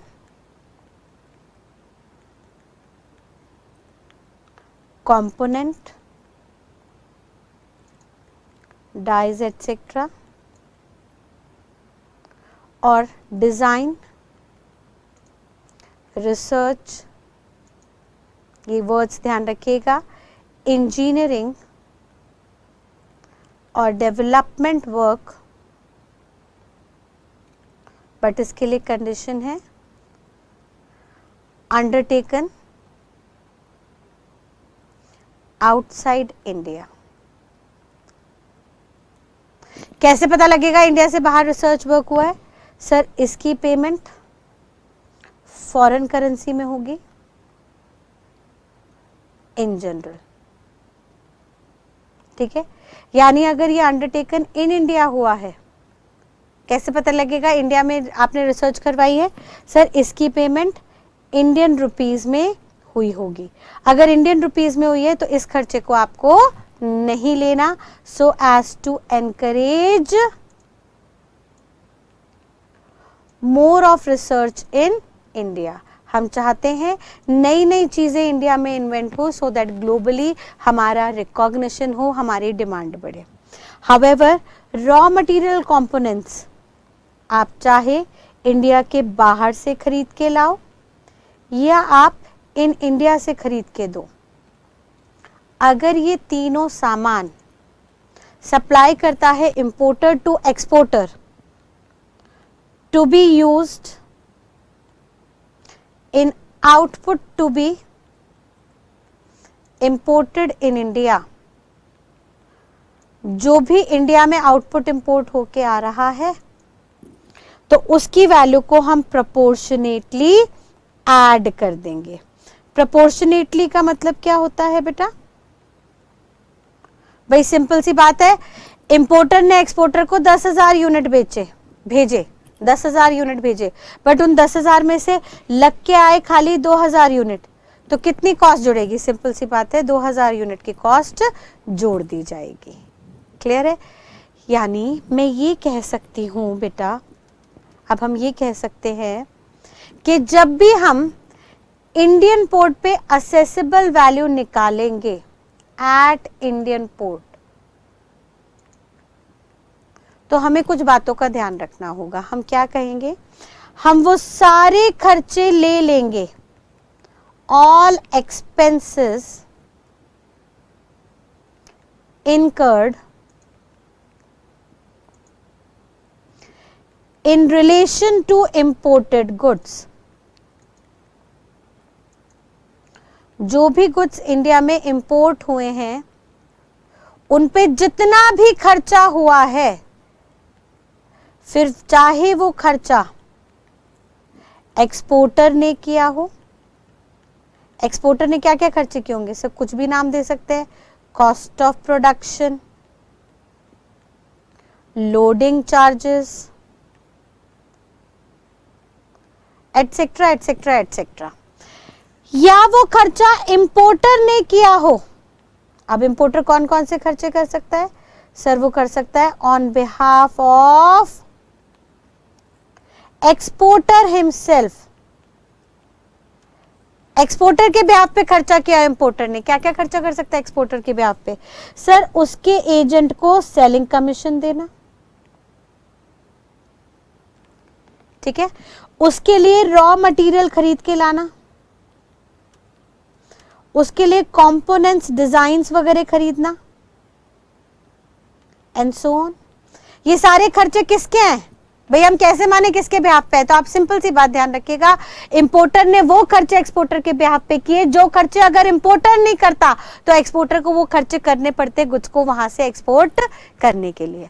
भाई साहब इंपोर्टर रॉ मटेरियल नहीं भेजता, मॉनिटर नहीं भेजता, तो एक्सपोर्टर को मॉनिटर लगा के देना होता, क्योंकि बिना मॉनिटर के कंप्यूटर बन नहीं सकता। तो हर वो खर्चा जो एक्सपोर्टर को करना पड़ता गुड्स को आप तक पहुंचाने के लिए, फाइनल प्रोडक्ट को आप तक पहुंचाने के लिए, अगर वो खर्चा आपने उसके बिहाफ पे कर दिया तो उनको भी हम प्री इंपोर्ट मानते हुए उसके अंदर ऐड कर देंगे, क्योंकि उस खर्चे के बिना इंडियन पोर्ट तक फाइनल प्रोडक्ट आपके पास बन के नहीं आता। ठीक है बेटा? देन नेक्स्ट वो कह रहा है कई बार इंपोर्टर खर्चा करेगा ऑन बिहाफ ऑफ हिमसेल्फ, या मैं कह दूं on behalf of importer himself, importer अपने बिहाफ पे भी कुछ खर्चे करेगा। और इंपोर्टर जब अपने बिहाफ के खर्चे करेगा ना बेटा, तो फिर वो दो तरह से करेगा, या तो up to Indian port, Indian port तक माल पहुंचाने का खर्चा, या आफ्टरवर्ड्स वहां से माल ले जाने का खर्चा। अगर वो अप टू इंडियन पोर्ट कर रहा है तो क्या क्या खर्चे हो गए सोच के बताइए। सर मैं कह दूं ओशन का फ्रेट, रास्ते का फ्रेट, ओनरशिप कई बार हमारे इंपोर्टर के नाम पे हो गई थी तो वहां से इंडियन पोर्ट तक लाने का फ्रेट का खर्चा, कॉस्ट ऑफ ट्रांसपोर्टेशन, और रास्ते में क्योंकि रिस्क उसका था तो उसने उन गुड्स को इंश्योर भी करा लिया, इंश्योरेंस का खर्चा। तो ये इंश्योरेंस फ्रेट का खर्चा इंपोर्टर अपनी जेब से अपने बिहाफ पे कर रहा है क्योंकि ओनरशिप उसके नाम पे ट्रांसफर हो गई है, लेकिन फिर भी हम उसको प्री इंपोर्ट ही मानेंगे क्योंकि पोर्ट से पहले के सारे खर्चे प्री इंपोर्टेशन एक्सपेंस है, उन सारे के सारे खर्चों को आपको ऐड करना होगा while computing assessable value of imported goods। ठीक है, whereas अगर इंपोर्टर अपने बिहाफ का कोई खर्चा आफ्टरवर्ड्स करता है, आफ्टर पोर्ट करता है, या मैं आफ्टर की जगह यहां पे कह दूं कोई भी खर्चा वो आफ्टर CIF करता है, पोर्ट पर पहुंचने के बाद करता है, तो सर उन सारे खर्चों को आप पोस्ट इंपोर्टेशन एक्सपेंस मानते हुए उन सारे खर्चों को आप इग्नोर कर देंगे while computing accessible value for custom duty. यानी इन खर्चों को छोड़ के बाकी सारे खर्चे plus profit margin of exporter जोड़ दीजिएगा तो इंडियन पोर्ट तक के खर्चे आ जाएंगे, उस वैल्यू को हम असेसेबल वैल्यू मानते हुए उस पर ड्यूटी कंप्यूट कर देंगे। क्लियर है बेटा? चलिए एक लास्ट खर्चा हम देखते हैं। फाइनली उन्होंने कहा इंटरेस्ट के लिए, सर इंटरेस्ट की क्या ट्रीटमेंट की जाए? इंटरेस्ट ऑन डिलेड पेमेंट्स, या इसको हम कई बार फाइनेंशियल चार्जेस भी कहते हैं, इनको हम कई बार फाइनेंशियल चार्जेस भी कहते हैं, फाइनेंस कराने का खर्चा। चलिए मान लीजिए बाहर से एक इंपोर्टर ने सामान मंगवाया और ये जो सामान मंगवाया है गुड्स इंपोर्ट किए हैं, सर ये दो तरह से गुड्स आते हैं, या तो बाय कैश इंपोर्टर ने पूरा पैसा हाथ के हाथ दिया, या बाय क्रेडिट पैसा अभी नहीं जा रहा, इंपोर्टर ने एक्सपोर्टर से रिक्वेस्ट की है कि सर इंस्टॉलमेंट में मुझे सामान दे दीजिए, सामान आज भेज दीजिए, मैं पैसे आपको पेमेंट टुकड़ों टुकड़ों में कर दूंगा। अब सोचने वाली बात है, मान लीजिए कार ली बाहर से, जो अगर डाउन पेमेंट की पूरी तो 10 लाख की पड़ी, लेकिन अगर आप किश्तों में खरीद रहे हो, क्रेडिट पे ले रहे हो, तो वो गाड़ी 10 लाख की थी जिस पे आपको ब्याज देना पड़ रहा है बिकॉज ऑफ लेट पेमेंट, और आपके ऊपर 2 लाख का इंटरेस्ट भी चार्ज हो रहा है। यहाँ पे 12 लाख चार्ज हुए, यहाँ पे आपसे 10 लाख चार्ज हुए। अब लॉ मेकर कह रहा है सर वो जो कैश में बंदा सामान खरीद रहा है, सोचिए जो कैश में बंदा सामान खरीद रहा है उसकी परचेजिंग पावर ज्यादा या कम, उसकी खरीदने की क्षमता ज्यादा या कम? ऑब्वियस सी बात है उसकी खरीदने की क्षमता ज्यादा है। He is having higher purchasing power, उसकी परचेजिंग पावर ऑब्वियस सी बात है ज्यादा है एज कंपेयर्ड टू वो बंदा जो क्रेडिट पे सामान खरीद रहा है। जो क्रेडिट पे सामान खरीद रहा है सर उसकी परचेजिंग पावर बहुत कम है, तभी तो वो उधार पे माल खरीद रहा है, इकट्ठा उसके पास इतना पैसा नहीं है कि वो वन टाइम में पूरी पेमेंट करके गाड़ी को खरीद ले। अब सरकार कहती है सर यहां पे थोड़ी सी डिस्क्रिपेंसी नहीं हो जाएगी?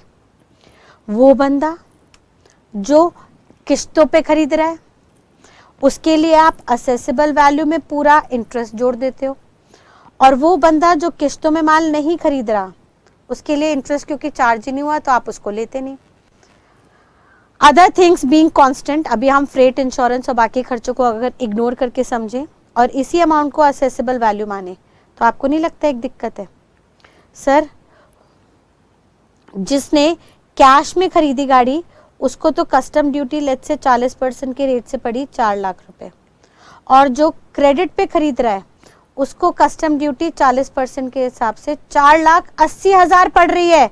सर टेक्निकली देखिए ये तो अनड्यू हार्डशिप हो गई, ज्यादती हो गई उस बायर के साथ जो ऑलरेडी गरीब है।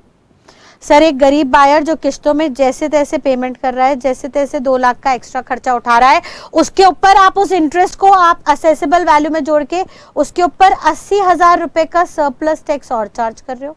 सरप्लस ड्यूटी और चार्ज कर रहे हो। सर ये तो गरीब को मारने वाली बात हो गई, गरीब को और तंग करने वाली बात हो गई।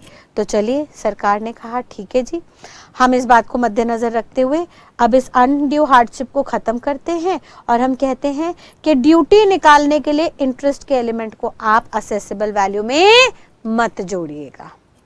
यानी अगर आपके गाड़ी का प्राइस 10 लाख है तो आप इंटरेस्ट को इग्नोर करते हुए सिर्फ और सिर्फ 10 लाख को असेसेबल वैल्यू मानते हुए 10 लाख पे 4 लाख की ड्यूटी दीजिएगा। यानी आपसे भी हम ड्यूटी उतनी ही मांगेंगे जितने कैश परचेज वाले बायर से मांगी जा रही है।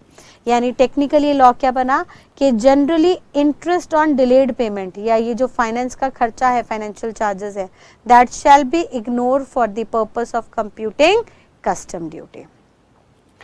ये इंटरेस्ट की ट्रीटमेंट सिर्फ और सिर्फ कस्टम में ही है, ऐसा जीएसटी में नहीं है। जीएसटी में कुछ और प्रोविजंस हैं, वहां पे जाके हम उसको डिफरेंशिएट करेंगे। ठीक है बेटा, अभी फिलहाल के लिए ध्यान रखिएगा, इंटरेस्ट को कस्टम के अंदर इग्नोर किया गया है। लेकिन सरकार ने कहा सर हमने जैसे ही इंटरेस्ट को माफ किया ना, बहुत लोग आ गए जो अपने आप को बहुत स्मार्ट समझते थे, ओवर स्मार्ट समझते थे, बहुत शाणे थे। सरकार ने देखा जैसे ही इंटरेस्ट माफ हुआ ड्यूटी निकालने के लिए, लोगों ने एक प्लानिंग शुरू कर दी। कस्टमर ने कहा सेलर को, इंपोर्टर ने कहा एक्सपोर्टर को, देखिए सर आपको ना 12 लाख रुपए चाहिए किश्त मिला के, इंटरेस्ट मिला के आपको 12 लाख रुपए देने हैं, हमें ब्याज देना है आपको 2 लाख का और 10 लाख का हमें कैश प्राइस देना है जिसको हमें किश्तों में बांटना है। आपको 12 लाख की जरूरत है, हम आपको 12 लाख देंगे, बट रसीद में आप गुड्स का प्राइस 7 लाख और इंटरेस्ट 5 लाख लिख दीजिए। और ये जो 12 लाख की लेट से 10 किश्तें बनेंगी तो हर 10 किश्त 1,20,000 की होगी, तो सर 1,20,000 ही देंगे, लेकिन उस 1,20,000 में से 70,000 आप कैश प्राइस लिख देना प्रोडक्ट का और 50,000 इंटरेस्ट लिख देना। उससे क्या होगा, इंटरेस्ट को हम लेते नहीं तो असेसेबल वैल्यू हमारी खाली 7 लाख रहेगी। हम खड़े खड़े टैक्स इवेजन कर लेंगे, टैक्स की चोरी कर लेंगे ऑन 3 लाख। यानी अगर 10 लाख पे ड्यूटी देते तो पूरे 10 पे जाती 4 लाख रुपए, अब हम खाली 7 पे दे रहे हैं क्योंकि इंटरेस्ट को तो जोड़ना नहीं, तो 7 पे 40% की ड्यूटी लगेगी। हम खड़े खड़े 3 लाख पे 40% के हिसाब से 1,20,000 की टैक्स की चोरी कर लेंगे। सरकार ने ये इवेजन देखी, इस तरीके की प्लानिंग देखी, तो सरकार ने भी अपने लॉ में मॉडिफिकेशन की और उन्होंने कहा कि अगर हमें कभी भी लगा कि इंटरेस्ट के चलते आपका कैश प्राइस वेरी कर गया है, और ये कैश प्राइस देखना बहुत आसान है सर, जो बिना इंस्टॉलमेंट के गाड़ी खरीद रहा है उसकी गाड़ी 10 लाख की और जो इंस्टॉलमेंट में खरीद रहा है उसकी गाड़ी 7 लाख की, तो पक्का तय है डिस्काउंट तो मिला नहीं होगा क्योंकि इस बंदे ने पैसे तो अभी तक दिए ही नहीं, लेकिन इसका जो पेमेंट है वो डेफिनेटली इंटरेस्ट के अंदर सेट ऑफ हो गया होगा। यानी इंटरेस्ट लगने की वजह से उसका प्राइस इन्फ्लुएंस हो गया होगा, प्राइस फ्लक्चुएट हो गया होगा for the purpose of tax evasion. फिर इस इवेजन को खत्म करने के लिए हम इंटरेस्ट को इग्नोर नहीं करेंगे, रैदर उस इंटरेस्ट को हम ऐड कर देंगे और असेसेबल वैल्यू पूरी की पूरी 12 लाख लगाते हुए उस पर पूरा 4,80,000 का ड्यूटी लगा देंगे। यानी इंपोर्टर बोला सर दुहाई हो, ये क्या कर रहे हो, मैं तो गरीब हूँ, मेरे पे 80,000 का टैक्स ज़्यादा क्यों लगा रहे हो। तो सरकार ने कहा भाई साहब तेरे को शानपंती करते वक्त समझ में नहीं आया था कि तू गरीब है। जब हमने तुझे शराफत से कहा था कि गाड़ी का दाम उतना ही रहने दे जितना कैश में खरीद रहे हैं, तो जितना ब्याज लग रहा है उसको हम इग्नोर कर देंगे, तेरे को ड्यूटी नहीं देनी, तो तेरे को चुल लुट रही थी, तेरे को ज़बरदस्ती था यहाँ पे आके उस प्राइस को मैनिपुलेट करना। अब क्योंकि तेरे इंटरेस्ट की वजह से प्राइस इन्फ्लुएंस हो गया है तो हम किसी की नहीं सुनेंगे, हम पूरे के पूरे इंटरेस्ट के एलिमेंट को असेसेबल वैल्यू में ऐड कर देंगे। क्लियर है बेटा, यहां तक की बात क्लियर। तो एक बार यहां तक के लॉजिक को हम क्लियरली रिकैप करते हैं, देन हम इसको कंसेप्चुअली क्वेश्चंस के साथ अंडरस्टैंड करेंगे। तो हमने देखा था interest on delayed payment normally एक क्रेडिट वाले देते हैं, देयरफॉर इंटरेस्ट को हम इग्नोर करते हैं टू अवॉइड अनड्यू हार्डशिप। लेकिन अगर हमें लगता है कि आप ओवर स्मार्ट बन रहे हो, प्राइस इन्फ्लुएंस हो रहा है, अगर प्राइस इन्फ्लुएंस हुआ तो हम पूरे इंटरेस्ट को ऐड कर देंगे, असेसेबल वैल्यू पूरी की पूरी 480 पे ड्यूटी चार्ज कर दी जाएगी। हाउएवर जनरल लॉ यही कहता है, हमारा जनरल लॉ यही है कि इंटरेस्ट को हम इग्नोर करेंगे, बट इस बात की एक्सेप्शन आ गई, और एक्सेप्शन ये कह रही है कि अगर प्राइस इन्फ्लुएंस हुआ ड्यू टू इंटरेस्ट, हमें दिखा कि प्राइस कम ज़्यादा हो रहा है चोरी के लिए, तो फिर हम इंटरेस्ट को पूरा ले जाके आपके अंदर आपकी टैक्सेबल वैल्यू में, असेसेबल वैल्यू में ऐड कर देंगे। ठीक है बेटा, इज दैट क्लियर? तो चलिए आज की क्लास को यहीं पे एक बार क्विक रिकैप के साथ वाइंड अप करते हैं। हमने फटाफट से देखा था रूल 10(1) के खर्चे। रूल 10(1) में हमें एक्सप्रेस्ड खर्चे बताए गए थे, जिसमें उन्होंने कहा था ये खर्चे आपको सिर्फ और सिर्फ तभी जोड़ने हैं जब आपको क्वेश्चन में ये खर्चे दिए जाए। उसके अंदर हमने सबसे पहला कमीशन देखा था। कमीशन के अंदर हमने कौन सा ले लिया? सेलिंग कमीशन को हमने ऐड कर दिया और बाइंग कमीशन को हमने इग्नोर कर दिया। सेलिंग जनरली रुपीस में होता था, लेकिन अगर कैनलाइजिंग एजेंट है तो फॉरेन करेंसी में भी हो सकता है। दूसरा हमने देखा था पैकिंग के बारे में बात की थी। पैकिंग उन्होंने कहा सर नॉर्मल पैकिंग है तो इसको आप ऐड कर दो, लेकिन अगर रिटर्नेबल पैकिंग है तो इसको हम इग्नोर कर देंगे, प्रिज्यूमिंग दैट ये पैकिंग 6 महीने के अंदर अंदर वापस चली गई हो from the date of importation. तीसरा हमने देखा था यहाँ पे डिसमेंटलिंग एंड थर्ड हमने यहाँ पे देखा था रॉयल्टी। रॉयल्टी के लिए उन्होंने कहा सर कोई भी इंटेलेक्चुअल प्रॉपर्टी पे जो भी पेमेंट जा रही है वो रॉयल्टी है, उसको जब हम किराए पे ले रहे हैं। अगर ये रॉयल्टी फॉर रीसेल है, उन गुड्स को दोबारा बेचने पे है जो बाहर से इंपोर्ट हुए थे, तो इसको ऐड कर दो। लेकिन अगर ये रिप्रोडक्शन में यूज हो रही है, कोई अधिकार आया जिसमें हमें यहाँ पे गुड्स बनाने हैं, बाहर से कोई गुड्स नहीं आ रहे, तो इनको कस्टम के लिए नहीं लेंगे। हाँ, यहाँ पे इंटेंजिबल राइट आ रहा है, सर्विस आ रही है, तो इसको हम जीएसटी में ले जाके ट्रीट करेंगे। देन हमने देखा था डिसमेंटलिंग एंड इंस्टॉलेशन चार्जेस। हमने कहा सर डिसमेंटलिंग का खर्चा प्री इम्पोर्ट है, इसको ऐड कर दो, और जो इंस्टॉलेशन का खर्चा है ये पोस्ट इम्पोर्ट है, इसको इग्नोर कर देना। देन हमने देखा था डेमरेज का खर्चा। डेमरेज अगर इंडियन पोर्ट पे हो रहा है, गुड्स इंडियन पोर्ट पे उतरने के 30 डेज के अंदर नहीं क्लियर हो रही, तो सर फिर हम आपके ऊपर पेनल्टी लगाते हैं। अगेन ये पोस्ट इम्पोर्ट खर्चा है, इसको हम इग्नोर कर देंगे। देन हमने देखा इंस्पेक्शन का खर्चा। इंस्पेक्शन चार्जेस के लिए उन्होंने कहा सर अगर इंस्पेक्ट कराना, गुड्स को इंडिया में लगाने के बाद इंस्पेक्ट कराना प्री कंडीशन है, तो सर इसको फिर हम प्री इम्पोर्टेशन मानते हुए ऐड कर देंगे। लेकिन अगर ऐसी कोई कंडीशन नहीं है तो सर ऑब्वियस सी बात है ये खर्चा इंडिया में हुआ है, देयरफॉर इसको हम इग्नोर कर देंगे। देन हमने देखा इसके बाद कोई भी इंपोर्टर मटेरियल, कंपोनेंट्स या डिज़ाइन एंड डेवलपमेंट वर्क बाहर से लेके, आउटसाइड इंडिया से लेके इन लोगों को एक्सपोर्टर को दे रहा है for their consumption in India, for their consumption in output to be imported in India, तो हम इसको प्रोपोर्शनेट बेसिस पे ऐड कर देंगे। एंड देन लास्टली हमने देखा कोई भी इंटरेस्ट वगैरह चार्ज हो रहा है फॉर लेट पेमेंट, तो सर हमने कहा वैसे तो हम इसको नहीं लगाएंगे, बिकॉज ये जनरली वो लोग खर्च करते हैं जिनकी परचेजिंग कैपेसिटी कम होती है। बट इस बात की एक्सेप्शन डाल दी, अगर हमें लगा कि इंटरेस्ट की वजह से प्राइस इन्फ्लुएंस हुआ है, कम हुआ है for the purpose of tax evasion, तो इसको हम ले जाके ऐड कर देंगे। क्लियर है बेटा? चलिए आज की क्लास को हम यहीं पे वाइंड अप करते हैं।